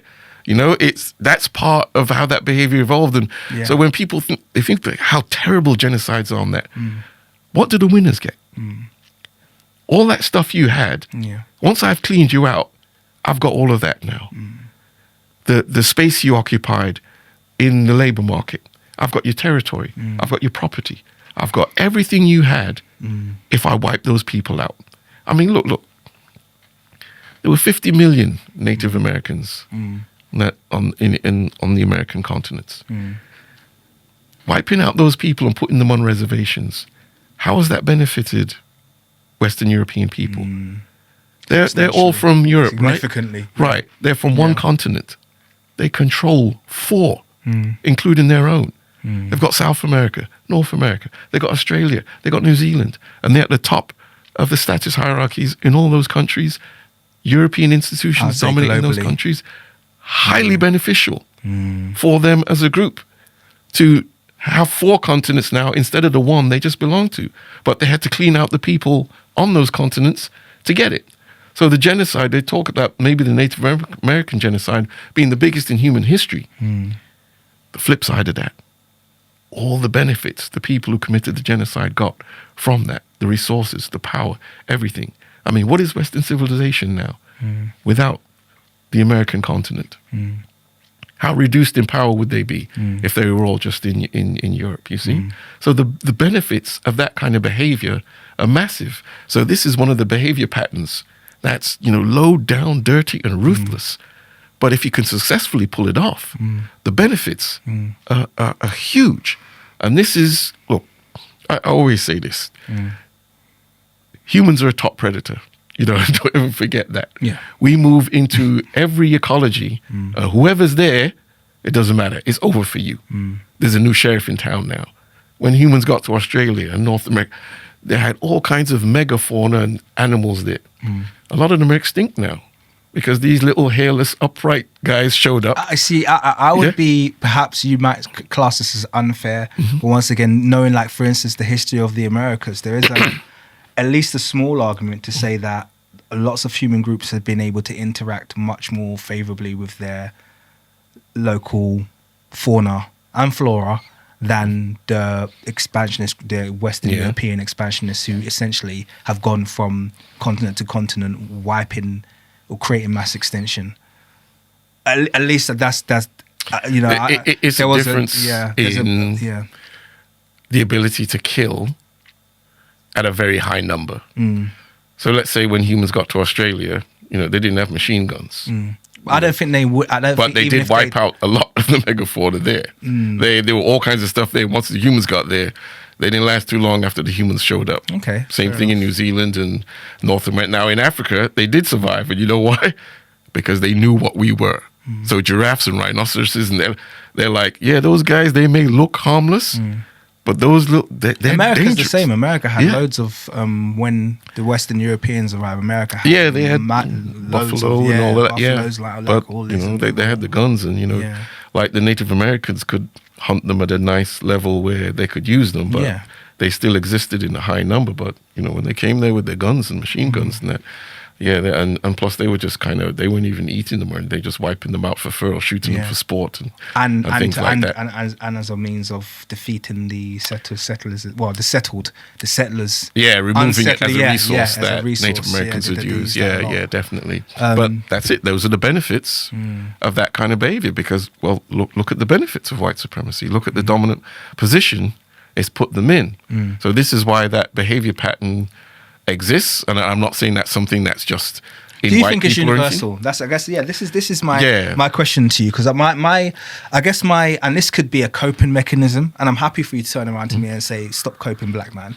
But my thought is that I think that the current dominant group you're talking about, the kind of like the white Western European male, I think they are a particularly violent, abrasive and non-balanced segment of humanity. That's just me being totally honest with you. I think they have a penchant for genocide and ecological destabilization that isn't reflected in a lot of the other groups that I would classify as the Aboriginal races, the indigene of certain continents, who I think have been historically a lot more harmonious with their surroundings, and also even in conflicts, they often wouldn't result in genocide. Conflicts could often be settled where one group maybe is more dominant or takes on a piece of land, but it wouldn't result in the complete annihilation of the group that they've replaced. And I think the Western European model or modus operandi has been one of almost totalitarianism. It's brutality, it's complete removal of fauna, flora and competing human group. Am I being too harsh in that? Because it sounds to me like you're more like accepting the fact that these are just evolutionary traits and they only did it because they could. And if we could have done it, we would have. You tell me. Well, if you remember with the China example, I said they probably could have colonized Western Europe, but they didn't. So I can't offer any type of biological difference, I would say. I would say we're all pretty much the same in having those dominance desires and being willing to, display a whole lot of intergroup aggression to whoever we need to display it to. I think that's just the human male. However, we build cultural constructs. And the way we build these cultural constructs, it can cause us maybe to respond in ways that heighten that kind of behavior or even reduce it. And let's say one of the reasons China didn't go and start colonizing other parts of the world or come to, even though they had the ability to do that, they were, under central authoritarian leadership at that time. So one guy could just make a decision and say, okay, we're not going to go there and do that. Whereas European leadership wasn't really thinking that way. Plus they had there were several states competing with each other at the same time, pushing them to behave in that more challenging way. So you got the Portuguese and the Spanish and the Dutch and the French and the British. And all of those guys were strong competitors. And once they'd done fighting each other, they were still competing with each other when they went out and started to carve up the world. So each was trying to get the biggest chunk they can to be bigger than the French, or for the Spanish and the Portuguese to be bigger than the British. And so all of that was going on. China didn't have that competition going on. They could just chill and not be worried about anyone else around. So they weren't being pushed that way. But you can have what you'd call a cultural niche construct where you create this cultural behavior that then shapes the behavior of entire populations in this direction or that direction. So when I mentioned Carl Linnaeus before, creating racial hierarchies now, and this is now support and encouragement for me to treat Native Americans and blacks and so on as inferior, to dehumanize them, to treat them more poorly, because now I've got this cultural information that says, I can treat you guys like nothing because you are nothing. We are the valued people. Whatever you've got, you don't deserve it. It should go to the higher status people. I'm thinking and remembering where Darwin was saying that, these are the populations of humans. They're probably going to be wiped out by, the European peoples because of, their technological advantages and so on. He wasn't necessarily saying they're inferior. I mean, he did call them savage peoples. But savage races. Yeah, he was basically implying that this is how humans are, and if you've got those advantages, you're going to go and do those things. But obviously you did see the creation of a culture in Europe where they were looking at these other races in a, dehumanized manner. And once humans dehumanize other groups of humans, you can do anything to them. And then with the technological advantages they had with their weaponry and so on, we saw how it played out. They actually did wipe out lots of people. I'm thinking of all the people in Tasmania that island had people on it for, thousands and thousands of years. And there's not one left alive today. And, they wiped them out so they could put their sheep. As well. So many, groups have been wiped out. People never speak about. I mean, they have their history's been erased. They've been erased. So they've effectively disappeared as a people. Right. The fact that we even still know the name of the Tasmanian people we're lucky, we're fortunate. It's just because it happened in more recent times that, it's recent enough that we know there was a whole bunch of people living there when they showed up there. And, the Europeans who showed up there started wiping them out, and they wiped out every man, woman, and child on that island. But in terms of just genocidal behavior, I would say, we are all capable of it, and we've seen genocides in Asia and Africa and Europe and so on. So I can't really offer any type of scientific support to say that's something those guys do and that's something we wouldn't do. We're all, very capable of it, and there's many instances of it. And even when we go into, Stone Age times, we do find mass graves that are the product of organized violence, because we can look at the skeletons and see the marks on the skeletons and the skulls and things. And these mass graves are in Africa and in Asia and in North America and then in Europe and so on. So we know that we've been behaving that way, for quite some time. And when you put the evolutionary reasoning along with the advantages you get from that behavior, you see why that behavior does take place, why it's been advantageous for us to do it and to be concerned about it. So there's two ends to this, as in you may do it to someone else and benefit. You also have to defend yourself against it, because if you're not being aware of it, the other groups can come and go ahead and wipe you out. But this is the nasty side of human nature, and I would say we need to be very aware that all of that is still in us now. Just because we've got this technology and we're in the modern world and stuff, all of that behavior is still in us now. What the Nazis did, loud and clear from most people right we now. can still. I think it's, right. It's a good time for you to raise that point, because it's very tangible right now. Yeah. That it's actually it's almost like something that's been lying dormant. Right. Not dormant. Yeah. It just it's there, but it's been lying beneath the surface. It's the demographics. Yeah. But now we're seeing it. Really actively. It's funny because I do remember it was I think one of my history teachers, they told me, and it always stuck with me. And they said what you'll tend to find is that, and I think he was talking about like Westerners when he said this, but he said mankind kind of exists in these cycles. So you'll have major wars that take place, like the world wars, and then everyone who was a product of that world war or close enough in proximity to it will remember it, will remember how horrible it is, and will do their best to push the world in the opposite direction. Yeah. Anything but that again. We can't go through what we went through there again. So what you'll then have is you'll have this period of peace, but then a generation will come who has no connection to that. Right. And is far enough away to not remember how horrible it was. And they will crave nothing more than to dive into They're ready to make the same mistakes. Yeah, they're and ready go to back go in yeah. and say, we're willing to have this mass unaliving for the sake of achieving our goal. Yeah. And I think that's the kind of cycle we find ourselves in now. Yeah, people are far enough away to want and have that bloodlust. Well, people are making comparisons of now to the 1930s in that authoritarian type regimes are coming back in, and some of the same language is starting to be used, and similar behaviors are starting to happen. And yeah, I would say it's accurate. You know, this is a very dangerous century, I think, for humanity. I think we've got to be very careful.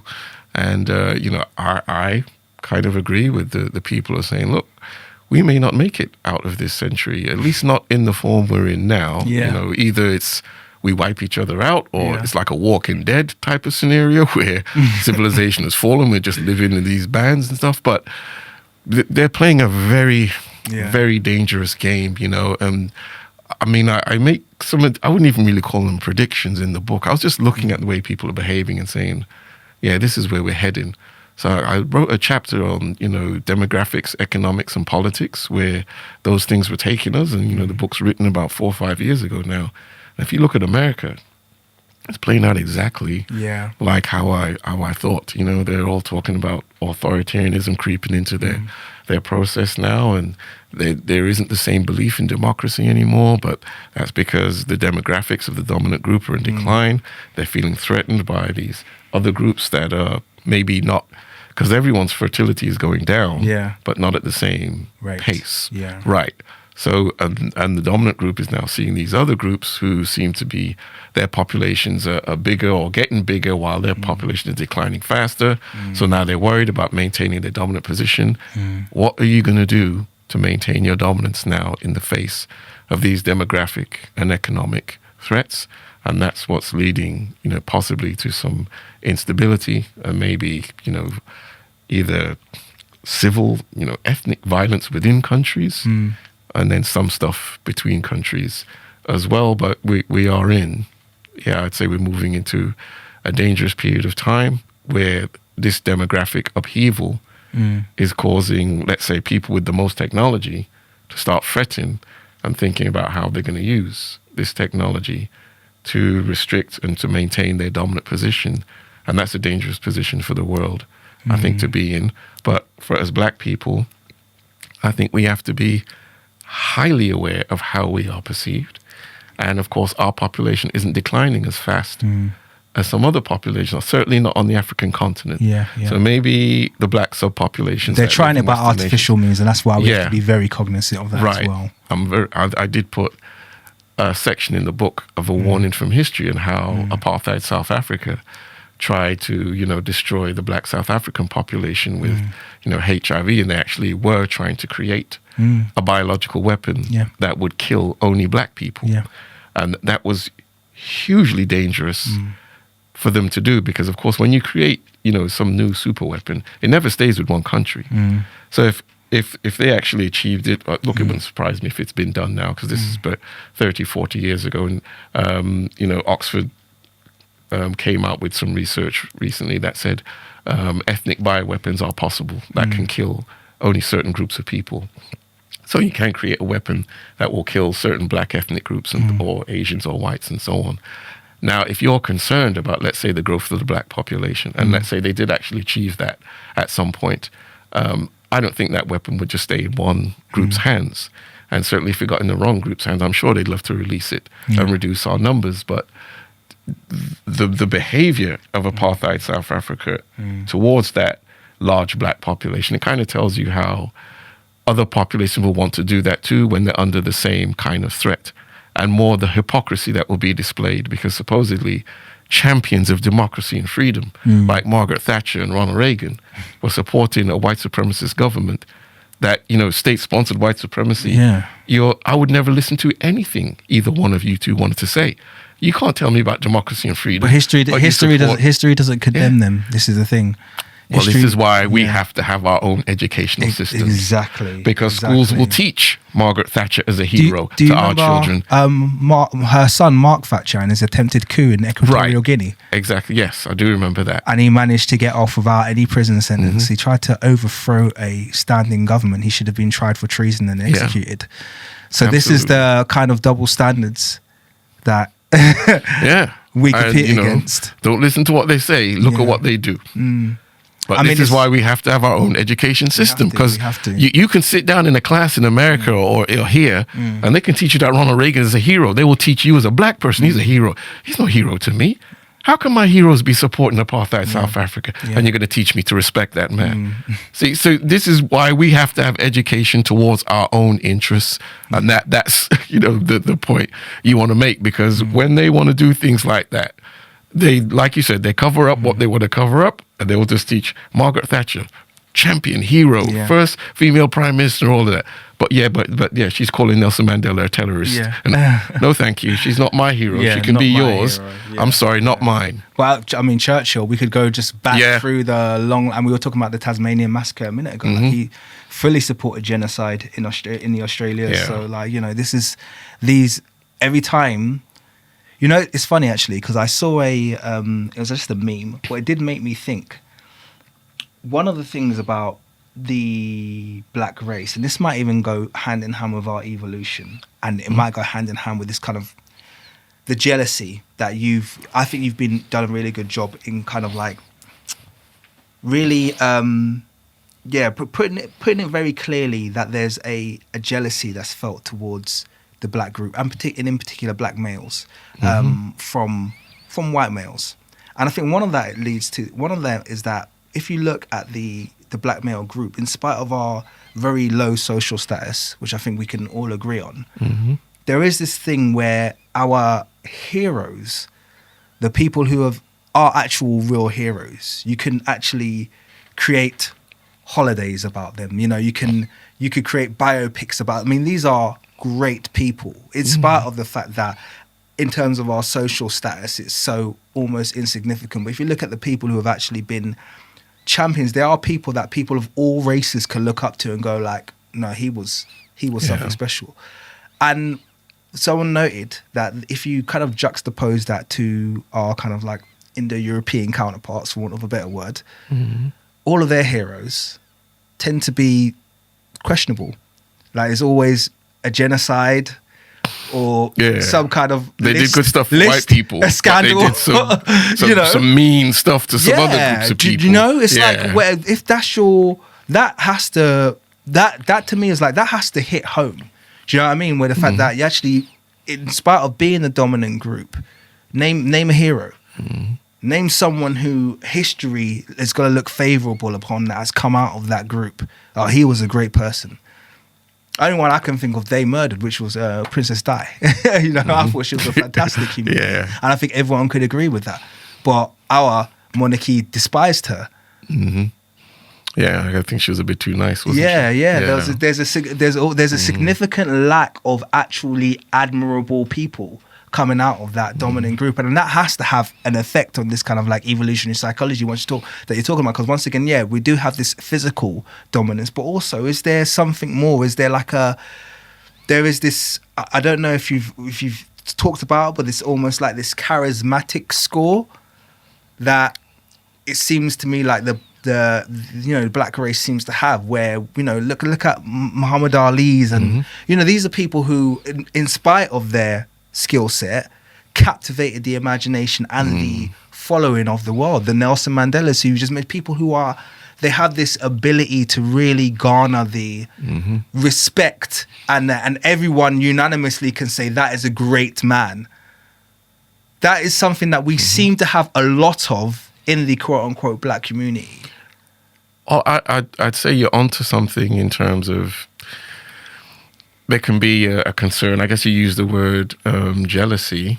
The way I can only frame it, scientifically, because I only want to say something that I can scientifically support. So you started it off by saying, okay, they look at us and there's some concern that they don't have certain things, and that in the series I put forward. So masculinity is an admired trait. And I said the physical aspects of it. And they perceive us of having more. So, of course, that's going to be challenging to them psychologically and just in general. So I would say in general, just because a man would like to have a high level of masculinity. So it's an admired trait, and it does a lot of good things for you. So if another guy has more, if me and you are going for the same girl and you got more masculinity than me, I'm going to feel you're going to do better than me, because that masculinity will give you the ability probably to outcompete me if everything is equal, to get that girl. Because, we're now sexual rivals. We're both trying to get that girl. So now if we're two groups and the masculinity on average in my group isn't the same as a group I'm competing with, if they've got a bit more, then yeah, I'm going to be concerned about that. I'm going to resent it. I'm going to feel uncomfortable about it and want to do something about it. And that's what I wanted to present to black people, and black men specifically, because I know, men are kind of struggling a little bit throughout, the OECD countries now. A lot's been written about how boys and men are struggling. And of course, black men are experiencing it too, but they're socially, economically, and so forth. And I said, look, I just want to be a bit more honest with black men and say, look, this is one of the reasons you're kind of catching hell. They're seeing stuff in us that we don't see in them. And I actually wanted to ask you this while we're taping this, because in my life, I've never once perceived any other group of men as being more masculine than black men. Absolutely. And I'll go further than that. I've never had a conversation with black men about this. It's not something we think about or talk about or anything. So in the book, I called it a black blind spot, whereas people are looking at us and behaving in ways towards us where we don't understand. And the reason we don't understand it is because we don't ever perceive any other group as having a higher level of masculinity. I can look at an individual and see it. And I can look at any kind of individual. I could look at a 6'5" Asian guy, powerfully built, who's great, and I could say, wow, that's a really powerful masculine guy. But as a group, I would never perceive them that way. I don't have it. We don't view anyone as superior to us. We don't have it. That's the fact. The evidence now would support that. Right, if we are more masculinized because we're more sensitive to testosterone, that's part of the reason we don't have it, because we don't see the stuff we see in ourselves in another group to that extent. So we can see it individually, but I don't look at a group of white men or Asian men and saying, wow, those guys they're so athletic, they're so powerfully built, they're so mad. No. Never. And I've never had a conversation with black men like that. I've never heard. So have you ever had that? Never. I've pointed this out to you before. I've had this discussion with people before, and I said, as black people, we don't understand that, because in spite our low social status, in terms of as a group, our placement at the bottom of almost every hierarchy, doesn't matter where you get on a plane and get off at, as a black person, you're probably going to be at the bottom. That's just a fact. And as a white person, you're probably going to be at the top. That's the way the world... I'd say the research supports you. Yeah. The research I put in the book, it will support you. And that includes African nations. In spite of that, and so essentially having all these chips stacked against us, I don't think I've ever met a black person who'd be anything other than a black person. Right. And that's just a fact. There's not literally a single day where I've woke up and thought, I wish I was white. Oh, I wish it's never, and that's a genuinely like, it's never happened, not even crossed my mind. So I wouldn't say I've met people like that, Yeah. but I know people like that are out there in terms of let's say someone grew up in a really white area, Yeah. met with a lot of discrimination, Yeah. and kind of made that discrimination a part of them being black, so they wish they weren't black, so they didn't Yeah. go through that discrimination, and they were as Yeah. highly valued as the other white people around them. Yeah. I've certainly seen black people write things like that. I've never personally known one. So I would kind of have to be like you there, and I've never actually really interacted with someone like that. But I do think those kind of black people are out there if they developed in a certain context where that their psychology could be affected to that point, that they're sick of dealing with all the stuff they had to deal with because they were black and wish that they were white so they didn't have to deal with those kinds of things. And that is, and I'm glad you made that distinction, because that is a realistic and likely scenario. So there are likely people, but like you've just said, that is a situation of, and I don't want to use this phrase because it's been so bastardized so much, but that is a situation of someone experiencing black fatigue in the original sense of the word, i.e. that fatigue of being black in a world that's racist, right? And seeing nothing but resistance upon resistance in terms of their upbringing, every kind of like interaction that they're having, and just being tired of it and being, I wish I didn't have to go through this. And the proxy of that is wishing I wasn't in this skin. That's entirely different to being someone who is not facing any discrimination and just looking at a group and saying, damn, I wish I had those attributes.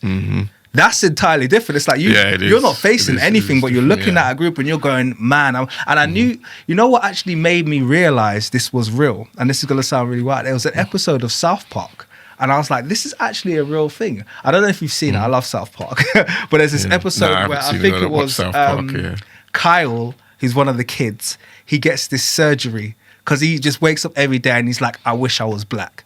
And he gets this surgery to make his legs longer. So and he changes his skin. It's the most ridiculous thing. And I think his dad gets turned into a dolphin or something like that. You know, South Park is ridiculous. But what it highlighted to me is that, no, this is a real phenomenon.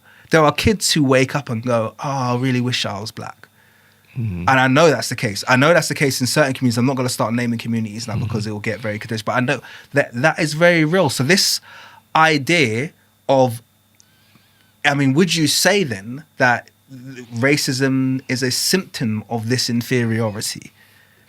Or is racism let me ask the question and just let you dive in there. I wouldn't say it's a symptom of that inferiority, but I see what you're saying is that you can have these traits that are universally desired. And some of these traits they're seeing on us. Let's say they watch a Michael Jordan and you never see anyone like that who is not black. So you see other similar athletes, let's say in basketball, who do some similar things like that. But then you don't see any white athletes who are like that. So yes, you can be, envious of that and say, yeah, there's something in those people why they can, put forward performances and displays like that. Now, the ultimate reason there would be that type of envy and so on is because what a Jordan can do is a display of genetic quality, and that's something all human beings want. He could move his body in ways that most people can't. But then when you see someone similar to him, if he's also black, or like you look at the 100-meter final and it's 8 black guys lined up, you're starting to now associate this really valuable, admirable trait, and at its extreme degree, it just seems to be associated with them. Now, there's another psychology on top of that, because if, let's say, as white people, we perceive ourselves as the superior people, we've been bossing the show for this long, and they're the inferior people. How have they got that, and we don't have that? That's a massive conflict for them. So this is what happened when Jack Johnson knocked out, I think, what was it, Jim Jeffries or something, to become the first black heavyweight champion of the world. And they started rioting, going into black neighborhoods and burning stuff Changing down. laws. Right. Exactly. Because, a lot of people don't know this. You will, but, a lot of young people won't know this. Black people were perceived as athletically inferior. So when they started getting on the pitch and on the court and in the ring and doing all these things, it's like, what the heck is going on here? They're not supposed to be able to do that. They lied to us. Right. And the thing is, it wasn't just social perception. You know, through the period of scientific racism, they had studies that showed we were athletically inferior. Yeah. And here these black people keep showing up, running faster and jumping higher and doing something's wrong here. It needs an explanation. It's like black incompetence doesn't need an explanation, right? They're inferior. White excellence doesn't need an explanation. They're superior. Black excellence. Okay, we've got a problem here. What's going on? They're doing it, and they're doing it better than anyone else, and they're supposed to be inferior. So that's a massive psychological conflict now, and it can be kind of harmful when you've been portraying yourself as the best over, you know, generations. Of course. And then here something comes along and just dashes all those perceptions. So that's something we have to face as well, in that when we are excellent, it's this dissonance, this conflict for a population of people who have portrayed themselves as superior for centuries. So we kind of run up against that as well. And that's why I talked about there's this expectation of submissiveness from black men. And if we do it, they're comfortable. If we now just walk around in our masculinity naturally, as we wish and want to, we are broadcasting it, and it can make them feel uncomfortable and awkward, and they would translate that into, he's got an attitude problem. Well, this is the something thing. wrong with him. I'm laughing because as a black male from the UK, I know you're speaking from experience. Yeah, I am. I know without, and this is what I did want to touch on this actually, because I think I'd like to extend this idea of black masculinity beyond physical masculinity and just kind of like overt testosterone to the more, you know, covert testosterone, which I say is kind of like you could measure maybe, or even talk about in the realms of like charisma, so to speak. Because I know for a fact, you don't have to tell me, but I know for a fact in your school, you were the it teacher. I know for a fact you don't have to tell me, because I know all already. the kids wanted to be in my class. All the kids wanted to be in your class. All the teachers, like, how do you do it? Everyone wanted you to speak That's at exactly the staff right. They'd ask meetings. me, why do they all want to be in your class? Why do they all listen to you? Everyone wanted to be in your staff meetings. It's not just the case of you being cool. You have this natural gravitas that I feel like it is a thing that comes along with this kind of like outlay of test. I guess I don't know how you'd describe this scientifically. A bit of a relationship there's something there, because I know for a fact I walk into workplaces where there's all white people, and I know that all eyes are on me. And I know I have that effect as a black person. And it's not all eyes on me because they think they're going to steal. They all go to think, oh, I wonder what he can do. Oh, he must be pretty special. Do you know what I mean? It's like, oh, we need to get him talking at the next event. You know, I bet he can keep a crowd going. On the social environment. So, well, testosterone does impact your social behavior. You know, one of the ways we know this is, let's say, from the trans community, they're taking testosterone to convert, and their behavior changes massively. They feel different. They feel more confident. They can be a bit more extroverted. You know, their behavior has changed in many ways. And of course, hormones are going to do that. So I showed the research. We are a bit more sensitive. And there's a difference between sensitive and levels. And this is how sometimes people can catch you as well. Because it's not the levels that are different. You can, let's say, have higher testosterone levels in the Asian community compared to, you know, a black community. But the sensitivity is different. The number of androgen receptors can be different. So what I'm saying is, let's say we've got the same level, but the testosterone has been a bit more reactive in our population, and that certainly will affect behavior. And then we have these senses in that we are sensitive to masculinity in terms of how high or low it can be in people and populations of people and so on. And that has an impact on the social environment in that your behavior is influenced in a way by what you're observing on this man or this group of men. And that can be, you know, it can be something positive, as in let's say if we looked at some different populations, white men feel they are more masculine than Asian men. So they don't feel that same threat in many areas, whether it's they're not really a threat to my physical safety. They may not feel as challenged by them in intersexual competition for women.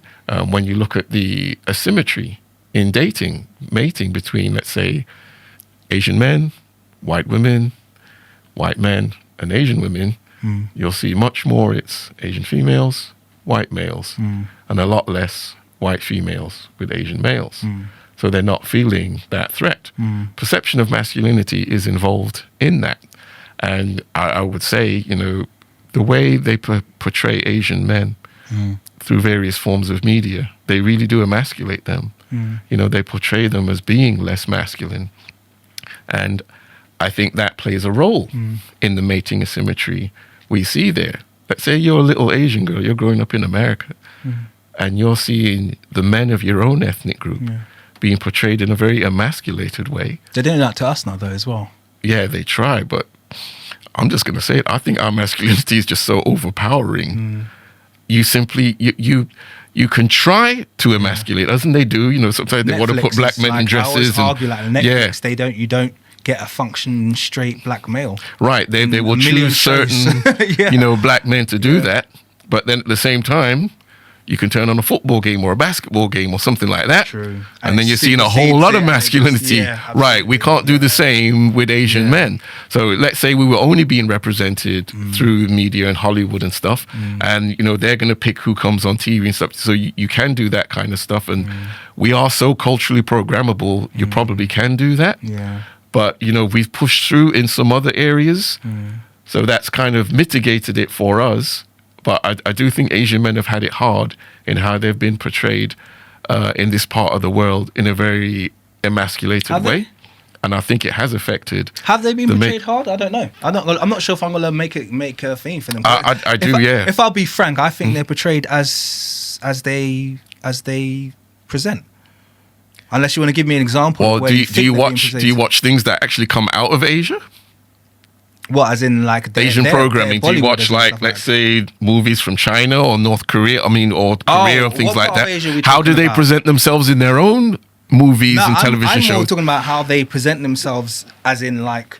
What you mean, just socially? Yeah, not necessarily through media. You mean presented honestly in terms of how you present in a social circumstance, is that you being persecuted? Because I would say black men are disproportionately portrayed as homosexual. Not saying there's anything wrong with that, but let's be honest. We're disproportionately portrayed as homosexual.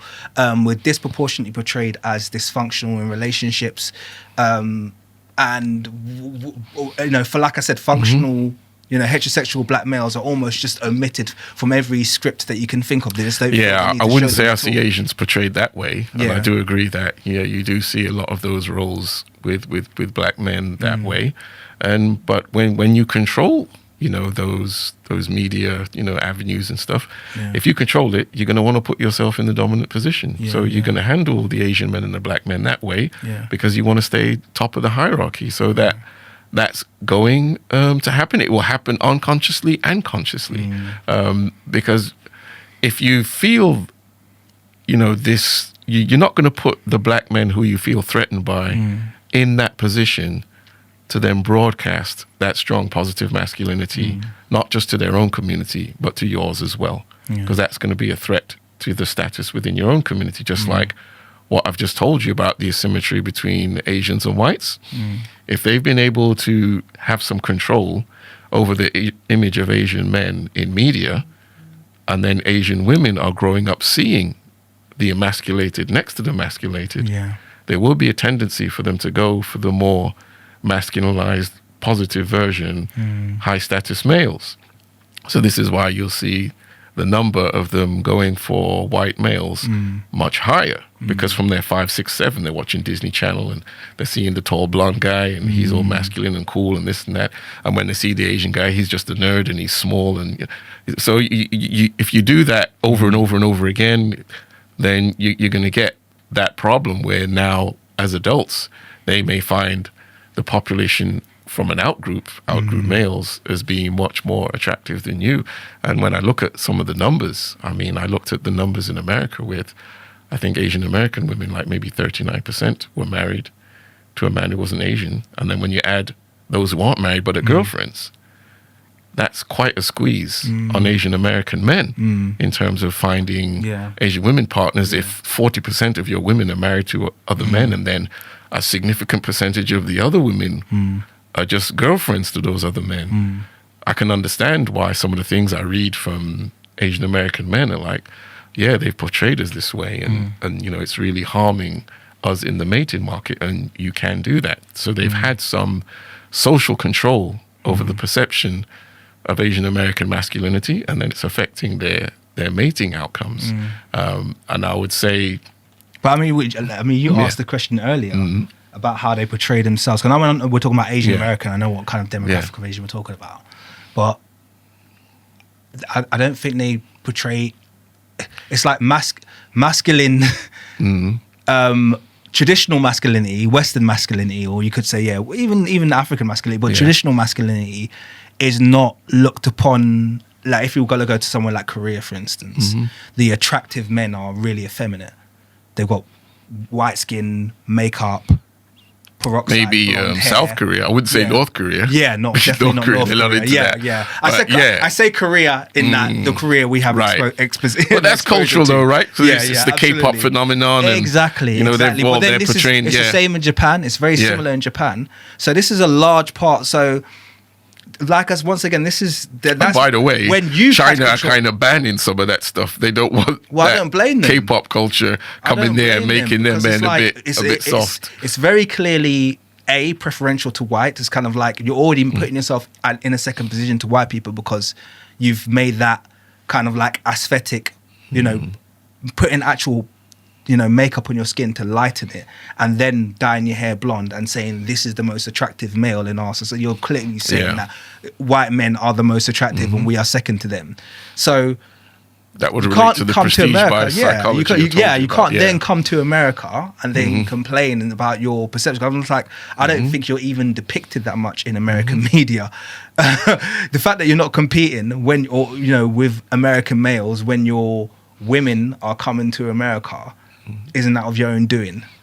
Well, I'd have to push back on that a bit. I would say, because I lived in America a long time, I know the portrayal of Asian Americans that way in America goes back way into the mid 20th century. We're talking back into like the 1950s and stuff. Yeah. So, I mean, I understand what you're talking about with the K-pop phenomenon in South Korea and so on, but I do think those are two separate entities in the way that Asian Americans have been portrayed in America for generations by the dominant group there, and that it's been harmful to them. And listening to them talk about it, I can see as a black man that they've had similar experiences in how they've been portrayed, because obviously we've been portrayed very negatively also, and it's been very socially harmful to us to have ourselves portrayed culturally. Can you give me an example though? That way. I'm struggling. What, in America? You're of the Asian community, because the only thing I get is the nerd. Maybe it's because I lived brainy there. nerd stereotype. But I'm trying to think. What's right? the But that is a problem right there. There's also the kind of they would portray them as being very, like, they would show girls just rejecting them because they're so geeky and awkward and so on. Like, I'm talking about some like movies I would watch in the 80s and 90s and stuff like that. There'd be a little. I'm thinking there was a movie called 16 Candles, and I think there was this really geeky, weird acting Asian guy in there, and even some other TV show. Like, there was a TV show I used to watch called Dexter. He's a serial killer. Right. Masuka. You see Masuka, how they portrayed Vince Masuka? He's the lab tech. Right. So they would kind of portray him as this, freaky, just not a very attractive, and then compare him to the other males in the show. So, Dexter and the other detectives in that department, they would all have girlfriends and proper romances and stuff like that, but not him. He was just going to prostitutes and, and always saying sexually nasty things, just portraying him in a way that is very unattractive and not in a masculine way compared to the others at all, even physically. He's shorter and smaller than all the other guys there. Now, as a one-off, that's not a problem. Yeah. But if you keep seeing it in different TV shows and different movies and stuff, now you're getting this broad cultural portrayal of them that way. And then what are their young women and girls watching as they're growing up watching all of this? Are they going to want to choose a man like that compared to, the more masculine central character of the show, which Yeah, you know. but then are they projecting are they trying to project, because this is where I'd say you have to be honest about your culture, and maybe you have to start making what your culture is more attractive. Because are you being honest? Yeah, they do that. No, this is my point. In Asia. No, I just gave So you when I watch examples, their 'cause shows, when I watch, they certainly look masculine. well, okay, Yeah. maybe they do. Because in my mind, and this could be my negative Western programming, but in my mind, maybe you need to be a bit more honest about what masculinity is in your nation. Because if you look at the successful Asian American comics, they all fit what you've just discussed there. You know, short, kind of like self-deprecating jokes about the age. Like that's but you're in I control can't really of that. say I know any Asian American male comics. I've Yeah, seen a there's few of quite the a few. female comics. There's quite a But few. yeah, there's quite a I few. can't But say yeah, I've seen, yeah. I can't mention my name, but there's that one in that show. What's it called again? That really famous film. It had a trilogy where they're on a stag do, and then they all take too much drugs and they can't remember what they did. Do you remember it had sequels? Is that the one that had Bradley Cooper? Yes, Hangover. Yes, Hangover. So there's that guy there. I think He I was saw a the really first one, successful but I didn't see Asian the other American ones. actor who was in that. And they kind of fulfilling these stereotypes. And it's kind of like, if I'm going to your nation and masculinity, like I said, in your nation is guys with makeup on, because that's, let's be honest with you, that's not masculinity in Nigeria or Jamaica.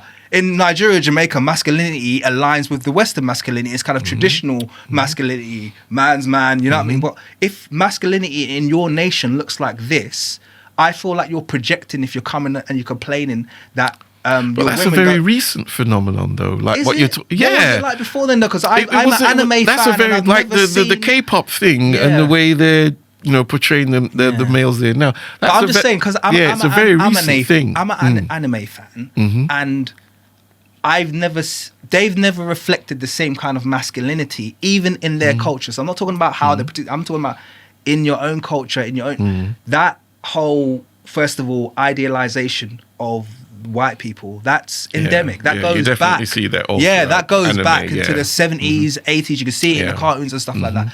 You did that yourself, respectfully. So it's kind of like, I feel, to me, it sounds like complaining. You're complaining that you're not perceived as the same kind of masculine as black and white people, but you didn't want that. You didn't show that in your own culture when you had an opportunity and you had here's an industry you had total control over, that there was no outside input. You showed that the ideal masculine was a white male with blonde hair and blue eyes. You did that. Now, respectfully, in that black community, we haven't done that. You know what I mean? So our perception of masculinity, like you said, that flies in the face of the way the Westerners perceive us. I mean, project us constantly. We luckily have the fallback that when we're in control, when we're in creative control, we know what masculinity is and we know how to present it. And this is what we're comfortable with. And that's why I guess we've been more successful at preserving our masculinity and making ourselves remain an attractive and viable, option. You not being able to do that as an Asian, I'm not sitting here feeling sorry for you, respectfully, because they're only projecting what you've projected when you. Do you understand what I mean? They're not I gonna make understand you your all point. masculine when you haven't tried to be that. I in understand own your culture. point. I mean, maybe I've been more Yeah. exposed to Asian movies and TV that they create for themselves. Because obviously I used to live there, for some years, and I still watch a lot of their stuff. So I do see a very distinct difference between how they're portrayed here and, of course, how they portray themselves. And I mean, I understand what you're saying with anime. I would say that's more the prestige bias psychology thing, where they're perceiving Westerners in that more positive way and want what's associated with that. So, because I used to look at anime like, well, that doesn't look Japanese. It looks like someone from America or Sweden, So, but when I watch their own programming, whether it's, Chinese or Korean or Japanese, I do see them portraying themselves very much. But, you do have to make the distinction. Asian Americans are American. They've culturally become, American. American. They're not, Asian anymore. That a lot of that culture would have been, diminished now over the generations of being in America, and they don't have the creative control in America. But That's fair. from the stuff I've been exposed in watching directly, well, what do the Chinese make in their movies and the Koreans and so on? And I see, a very So you high see level. a lot of traditional Masculinity, yeah, absolutely. Fair. That's fair. Absolutely, yeah, I definitely see it. I think there's that distinct when they've got the creative control and they've got their cultural base.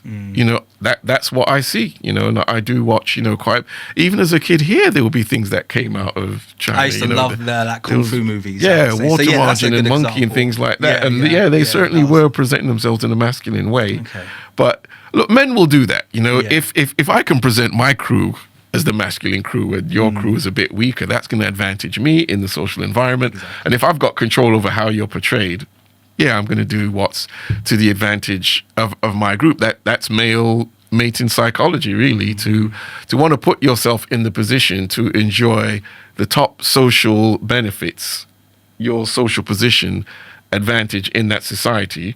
You're not going to want to put someone, above you. So it's natural for men to do that. And I think we need to be aware of that. At the same time now, if something's harmful to your group, it's up to you now to then do something about it. So that kind of goes back to what you said earlier, that should we be talking to people about racism or being portrayed that way? I'd say no, get together and start portraying yourself the way you want to be portrayed. Absolutely. Pool your resources and, make situations like here. Let's make our own media and so forth. Because if you ask them to do it, are they going to be able to do it correctly? It's like when we talked about with the Black history issue and that, okay, teach more Black history in schools.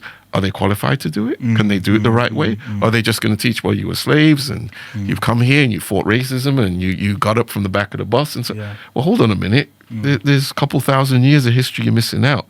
So you know what? I'm not going to ask you to do it. We're going to do it because we know how to do it right. And we're going to be motivated to do it right for our own, health and well-being.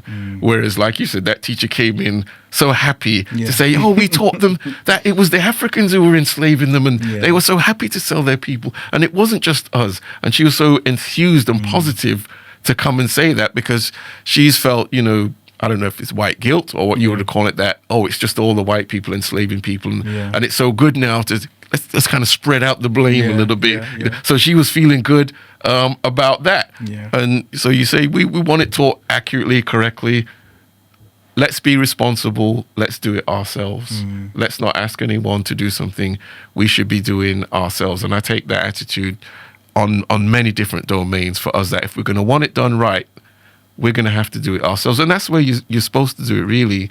I did want to get that impression through, that human nature kind of makes that the approach you're going to have to take. If you want to be respected and if you want things done right, you can't really ask these other people who somewhat see you as competitors to then do it right for you, because they're not going to want to do it for you. Even unconsciously, there's going to be a little reluctance to do it exactly the way it should be done, because maybe you're weakening your own positional advantage by doing that.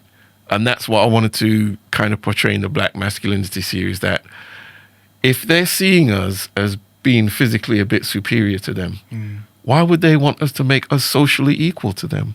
Because then it's not equal, right? It's not equal. Socially equal, Yeah. physically superior, and then the physical impacts the social environment.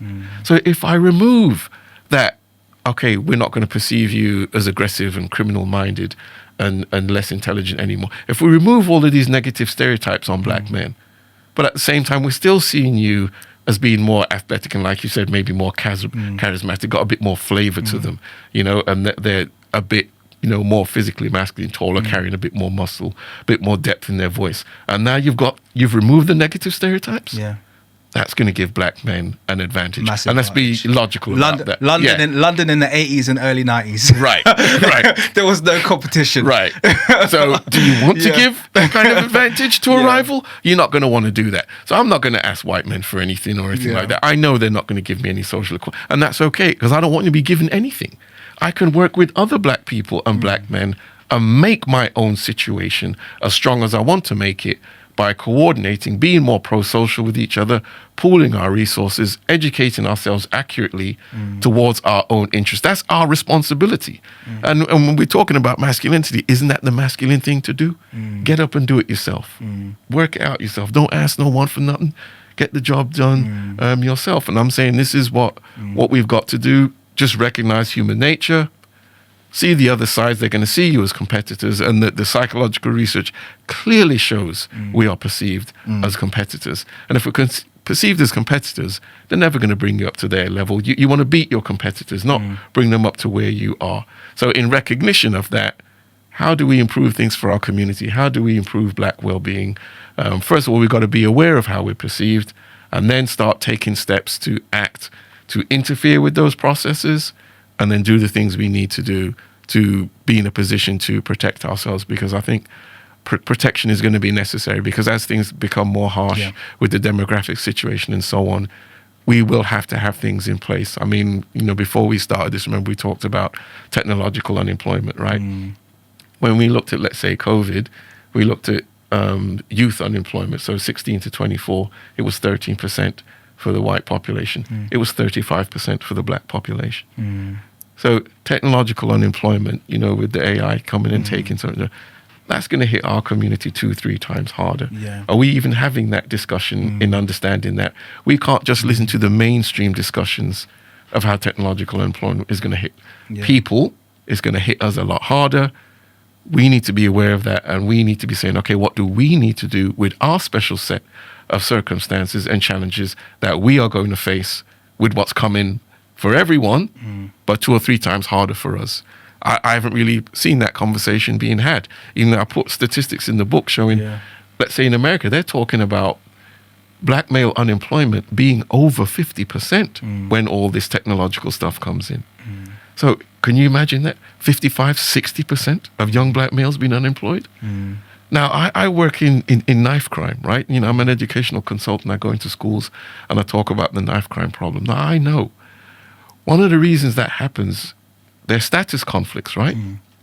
If you can't gain the status legitimately in socially acceptable ways, some percentage of your population is going to turn to bad behavior to gain status, because men must gain status. That's the only way they can be attractive to the opposite sex. And as a man, you know how much of our thought process goes into everything. I was going to say, why does everything? It's so weird, yeah. We do all this, even your entire book, we got this whole evolutionary science. Everything boils down to our ability to attract the opposite sex. Right. Because even when I'm looking at, I've spoken about this before, when I look at the origins of racism in America, like the first codified racist laws, these are the, as whites... I know what you're going to say. Miscegenation laws. Right. Literally, the first law written in, you are not allowed to marry white women. Right. First law they created. That is like very telling. Everything always boils down to Thomas this Sowell competition. Talked about if women only knew that they are the prize, they are the currency that all men are fighting for. It's so you could see even we're there. so basic, man. Well, look, that's how the genes get into succeeding generations. So it's really the most important thing that life on Earth does is reproduce. So all these things that lead you towards that end point of successful reproduction, they become very, very important. So why is status attainment important? Because women preferentially choose men who have a higher level of status. So men will fight for the status, because that's what women find attractive. So the things that women want in a man will fight over it. So women think that we want money. They're like, no, money's the tool. Right, money's the tool. They want what money can get. Money's the tool. So it's the bait. Trust me, if we're not interested in any of that, there's a whole lot of stuff. Men will be lying around all the time if women didn't like these things, because we know we have to go and get them. But so much of male psychology is organized around women and attracting women and controlling women and things like that. So this is why it becomes very important. So that statistic is very worrying to me in terms of how it may lead to more status conflicts with young men, young black men harming each other. We are already multiple times more likely, let's say in London, I think a black man is 6 times more likely to be murdered here, for homicide to happen to him. But of course, we are overrepresented in areas of deprivation. Those numbers are higher for us in terms of, let's say, youth unemployment and things like that. So they find other ways to gain status, and that can then lead... I'm sure the correlation that kind of conflict with socioeconomics must be just it's directly huge. correlated with It's socioeconomics. huge. It's huge. That's the big problem. One of the major things. Because I used to teach in Yeah. usually in West Drayton, which is a poor white area, and they had just all the problems of knife crime, and they had it there. But it's a small community, doesn't make the news, doesn't make the thingy, but all of the problems, and they had the additional thing on. They had lots of kind of like abuse going on there. But it was just like it was in Scotland. Yeah, it's just like it was in Scotland. That was the problem in Yes, Scotland. it's socioeconomic. Yeah, it was working class white boys up there, but poor single parent homes, gangs. They had the culture where they're joining the same gangs that their dads were in and so on. A lack of youth employment, apprenticeships, exclusions from school. So all these areas where inequality was hitting them, that's when Scotland put the funding up to reduce inequality amongst this population of young white men. And that's how they cut their knife crime in half. They put the money in, and that's what we're not doing down here, is putting the money in, but obviously it's a different demographic down here. And are they willing to put the millions in because it's disproportionately affecting young black men down here? But I think the problem is the same. Inequality. They've made so much, and also what makes me doubtful that they're ever going to do that is because they've made so much investment into building. I think they've contributed a lot to this perception that black people have, and this kind of like lack of value on black life. Look at the shows that they fund. Look at BBC single-handedly, the films that they put budget behind, always pushing this kind of like this propaganda of black life isn't worth anything, essentially. So I kind of see there's this institutional, and the media, obviously the constant news pushes is like portray the young black male as a violent, dangerous, and that's the only exposure that they're going to get on the news. So in my mind, I'm thinking, well, the institutional infrastructure isn't going to make all of this investment to portray young black males in this way, then turn around to fund the money, and to solve this. No, this is the outcome that they clearly wanted. They want black males having this perception, and I think once again it's this competition thing. It lowers their, it makes them unattractive. It lowers their ability to compete as a. Yeah, if young white males here in London were stabbing each other at the rate black males are, of course they'd move heaven and earth to get that, reduced, and just like Scotland had to do. They had the worst rate in the developed world throughout all of Western Europe. Glasgow was the worst. With homicides per 100,000, and they put the money in and got the job done, at least to a certain extent, because it's still there, but it's nowhere near as bad as it was. But yeah, I wouldn't expect them to put the kind of. I mean, didn't they put the what was it? They put in messages on chicken boxes, the chicken shops, or put the knives down. That's the kind of investment you're putting in. When we need help in schools, we need youth employment. We need mentors and stuff. And you're fighting knife crime by saying put the knives down on boxes from chicken shops. Well, they're getting the message where it's gonna be read at least. Yeah. You know what I mean? They could put it on watermelons as well. Clearly. So let me ask you one final question, and I think we'll have to part two this because I'm enjoying this conversation. But I think there's just so many ways we go. But I want to ask you one last question, and that's about, you kind of started answering it, and that's in regards to what we do from here. Do we need to evolve? And when I say we, I'm talking specifically about we as black people. You talk about evolutionary psychology and our position and all of the evolutionary effects that have kind of brought us to where we are at the moment.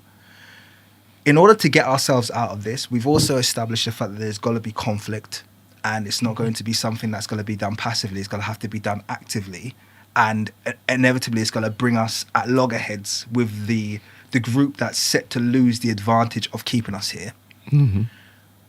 Is this going to require evolution on our part as black people? Are we going to have to evolve certain different traits, or are we equipped with everything that we need to at the moment to be able to kind of like Not to be successful. just be successful. Yes, yeah, Yeah, absolutely. So I do put that information in the book in that you're saying, so, okay, first of all, my goal is this, right? To just improve well-being for our community. We want better social, economic outcomes, better outcomes for our families, better outcomes for our communities.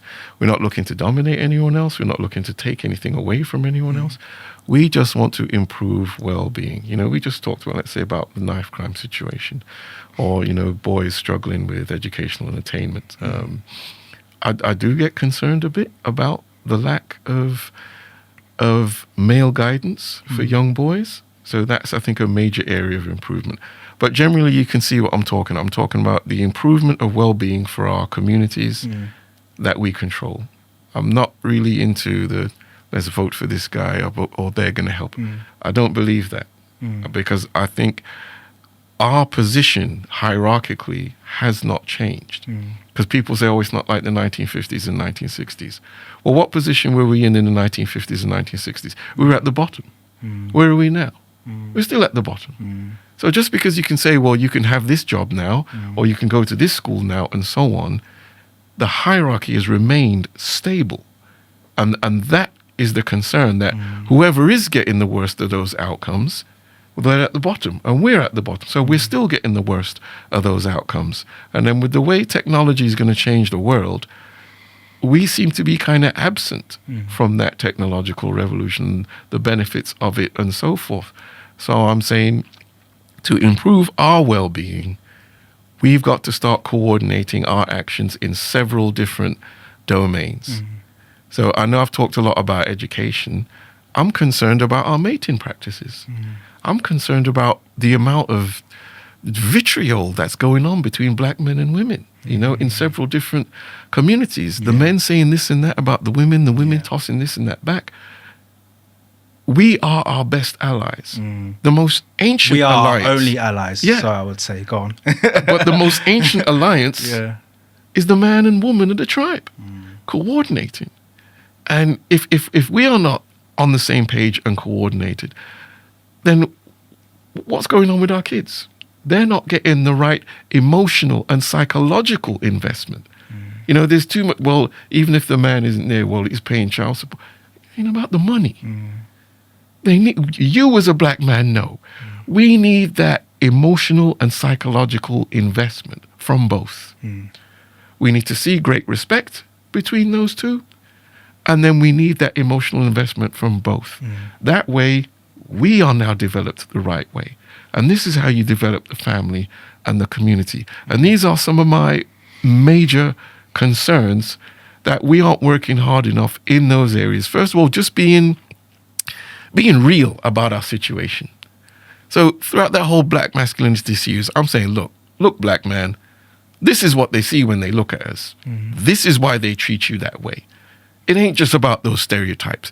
You're walking around with your shoulders and your deep voice and your muscle, and, you know, you're making them feel a little bit awkward. You're making them feel a little bit less masculine. And the way to handle all of that is to treat you negatively in some way, whether it's through law enforcement, the labor market, education, all those kinds of things. Some of these things you're running into, it's just because of how you exist as a black man. Yeah. But don't complain about it. Know what it is now. Now put your strategies together of how you're going to deal with that. And I've had, you know, people starting to reach out to me about this now and say, I'm actually dealing with what you're talking about in my corporate job. Or even some people even in university. So I'm saying, you know, what do we do? How do we deal with this thing? I'm saying we just have to create more of our own. I removed myself from those environments because I used to be in the corporate environment in New York. But I couldn't do the submissive thing anymore. So I got out of it and got into an environment that was at least more diverse. Some people may want to go into entrepreneurship, or so go somewhere where you don't have to behave that way. And if we share a bit more with each other, we can be in those environments where we're not going to be required to behave in some type of submissive way, because submissiveness is dangerous. Can I just say something? Yeah. That's why you're a teacher. Yeah. My mum said to me, my mum gave me that revelation when I literally first started. She said to me, that's the only job you could do. I was like, what are you talking about, mum? No. She said, because you can't have anybody telling you what to do. That's why you're a teacher. I'm talking Plus, to you can have yeah. more diverse environments. Now, I was mostly teaching Black and Asian children and feeling more useful in those environments. But yeah, you're right about that. You won't have no one telling you what to do. Like, nope, sorry, I am not built that way. I need to be the one who's in charge. Well, submissiveness is the absence of competition. Yeah. So you can't really be succeeding if you're carrying yourself in that submissive manner. And that's why there's always that pressure. And I know a lot of it is unconscious, from, the dominant group for us to behave in a submissive manner because it makes them feel comfortable. But it's not subconscious for us. We experience it consciously because we know if we don't do it, all of a sudden these negative perceptions of us and our behavior start coming out. And we know we're not doing anything wrong. Not really wrong. What we're doing wrong is we're not behaving in that submissive manner and making others, feel comfortable about who we are. And like I said, if you look in my comment section, man, the amount of Black men who have come out and said how they are dealing with this all the time and how stressful it can be and how useful it was to see that, there's research that's been done into this. This is a real thing. It really is trailblazing. Yeah. I have to give you so much credit. Kind of as we close out, because I for me it was very cathartic, your page, just because it's like, this is something. Actually, what really caught my attention was that phrase. I think you used the exact phrase, and I thought in my world, I thought I coined this phrase, but clearly I didn't, because you coined exactly, and that was white male fragility. This was something that was beginning to really jar me, because there's something that I see is kind of like on the increase and it was growing. And I saw that you used the phrase, but not only did you use the phrase, you defined it exactly how I define it. This kind of like projection of inferiority, and this kind of like this idea of being a victim status, but you're not a victim group, and you have nothing to project victim status for. This kind of total fragility, and you really defined it brilliantly. And I was like, oh my gosh, I have to obviously subscribe. Like, I have to talk to you, because I was like, you have a grasp of a subject that I think a lot of people skirt around. They don't want to touch on. These are very polarizing topics that you're bringing up, and it can be. Let me tell you something. Maybe a third of the comments were from people I would say are either white supremacist or at least people white supremacist ideas. And the things on my page never got that attention from white supremacist people. It was just from that Black masculinity video. They caught that and they had to go in there and try and talk me down in some way, but it could see it really triggered. I mean, I knew it was going to be controversial, but look, I just wanted Black men to know, look, there's a lot of science behind this. Yeah. A lot of the feelings we have and the things we talk about, that's all social, right? A lot of us can't really point to the empirical data and say, I just thought these were experiences we were having and whatever. But nah, there's all this science here that's saying this stuff is real. And we need to be aware of this now and start building our strategies, understanding what all of this is for and what we're experiencing. So that's why I kind of put it out there and said, we got, because look, in evolutionary psychology, they know a lot of this. A lot of this stuff on physical masculinity, it's in their handbook to evolutionary psychology. They don't speak about it in a racial context, but they know there's differences between ethnicities. And then they know how we perceive strong masculinity. So when you put the two together, you then say, okay, these Black guys are going to be getting it a bit more because they're an out group and they're perceived as being more masculine. That's two strikes. Yeah. Because if I perceive you as being more masculine, but you're on my team, that's great. You're on my team. Yeah. You're helping me. Yeah. Yeah. If I'm Arsenal and you're Tottenham now, and you're masculine, well, hold on now. I don't want masculine Tottenham. I want masculine Arsenal. You're the competition now. Yeah. So that's our position, is that Yeah. we are perceived as an out-group threat, and we're the only group I know. I haven't seen anywhere else in the data where another group is perceived as more masculine than us. If it's there, hey, show me, link it to me or whatever. I haven't seen it. But they will say it. It's in the research. We are perceived as more strongly physically masculine. And when you put that together with being an out group, that's going to be a problem. We're going to want to treat you guys a bit negatively. And we need to know there's a lot of scientific evidence for this. And that's why I wanted to put, and for people to see that and say, okay, let's start putting this into our calculus and how we move. Well, I want to commend you.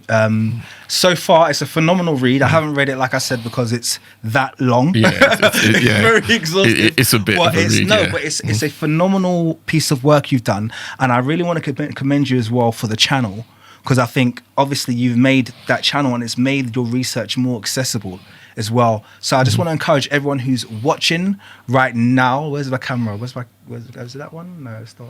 There's a camera that's pointing. There it is. Yeah, I want to encourage everyone who's watching right now. If you haven't, I would advise you to subscribe to Chris's channel, which is called the Xenogenesis. Xenogenesis. Yeah. I think you can find me if you do see Grandison as well. But if you do go to YouTube, you see Xeno with an X. Yeah. So Xenogenesis. Check out the channel. He's got this series on Black masculinity, and I would actually call it a must-watch.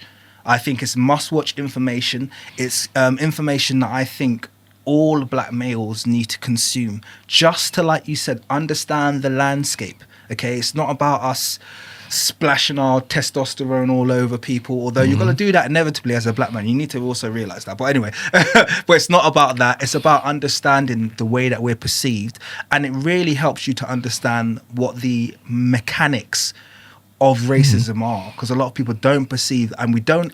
I think a lot of our misgivings come from not understanding what racism is. We just have this everlasting question: why are we perceived this way? Why are we being treated this way? And I think your work really helped me to digest and to kind of understand. No, this is the reason. This is really this is a motive. This is a very clear and understandable motive as to why certain groups are behaving in a certain way towards us. And I think we as Black people, men and women, need to understand what this is. And it will help us as a group. And that it's not going away. Yeah, and it's not going away. It's not going away. I'm glad that you said that. Because I've always argued racism can only be cured by the group that's exercising it. Because it's like asking women to solve culture. It's like, no, men will stop doing when they decide to. If they decide they're not going to, then there's nothing that victim group can do about it. And it's the same thing with what we, with racism. It's like the group that's actually perpetuating it needs to decide to stop. But I also think it's quite cathartic here from you that they have no reason to, and they're not going to. There's incentive to keep doing it. Look, guys, there's great benefit to it. Yeah, that's why it's done. Yeah, this is what it is. So we have to figure out how we're going to maneuver our way out of it, which sounds like a tall ask, but I think it puts the power back in our hands. It does. Yeah, it puts the control back in our hands. And look, this is just how it's done on Earth, historically, all the way up to these times. This is how it's done. Just because we're in the modern world now, that modern veneer, we're still that primal animal underneath all of that. We're just using different modern tools to still do those things. But, like I said, with some of the societal changes that are coming, when things get tight, we do tend to get a bit more discriminatory. And I make that clear that because things are getting a bit more tight in our societies, when those things, look at what's going on now in England with, the flags and the migrants and all this kind of stuff. You've seen stuff pop up. Yeah, so this is not an education issue. We all know this type of behavior is wrong. It's not about that. It's maintaining dominance. It's putting ourselves in that position to stay there. Or some of us who aren't in that position, let's say us, we're like, we ain't having that, anymore. I don't care about that now. Them days is done. We're not having it. And so you're going to have competition and conflict. So prepare yourself for the competition. Don't say, don't compete. Nah, brothers, this is the game We're going to have to do this now. So let's get ready for the show. Yeah. It's as simple as that. Let's be ready. Absolutely. Yeah. It's funny, I was driving through Hillingdon. I don't know if you're familiar with the Hillingdon borough. Not really, no. Okay, so that's out west, basically. I think that's one of them boroughs that cancelled Black History, actually. Well, I wouldn't be surprised because I was driving. I don't live too far from it, but it's just one of those areas I'd never go in that direction. But I was driving through Hillingdon the other day, and every single, and I'm not exaggerating here, every single lamppost had a St. George's flag. So that means that was a council initiative to do that. Every single lamppost. That means the council have decided we're going to hang St. George's flags on every single lamppost. Yeah. So that's wild when you get that kind of behavior creeping into. We are getting into those times. Yeah, and we need to be ready for it. Yeah, it's pretty shocking. Chris, I want to thank you for taking the time to come on the show. It's been an absolute it's been a great pleasure. conversation. It has been, and I look forward to having a part 2. I'm sure everyone will demand a part 2. But yeah, I just want to thank you for coming on the channel. And yeah, like we said, look at his website, purchase his book, The Racial Hierarchy. It's available on Amazon. And just, is there anything else you want to communicate to the audience?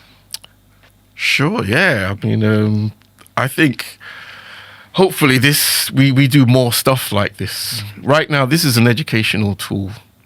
So we need more of this as a community. So, I kind of want to commend you and you guys what you're doing here, because this is exactly, what we need in terms of how we share information. Because information like this, it motivates people to start coordinating and doing things as a community in various different domains. So if anything, that's my message in terms of education and awareness. So in the behavior science aspect of it, kind of understand this is the deal, this is the situation we're in. So now we're raising awareness, then we can maybe start, coordinating ourselves and doing some of the things we need to do.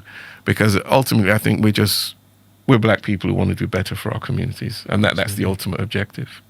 So yeah, that would be, my message and what I'd want to put out there. So, thank you for having me on, and that we can, broadcast this discussion to our community.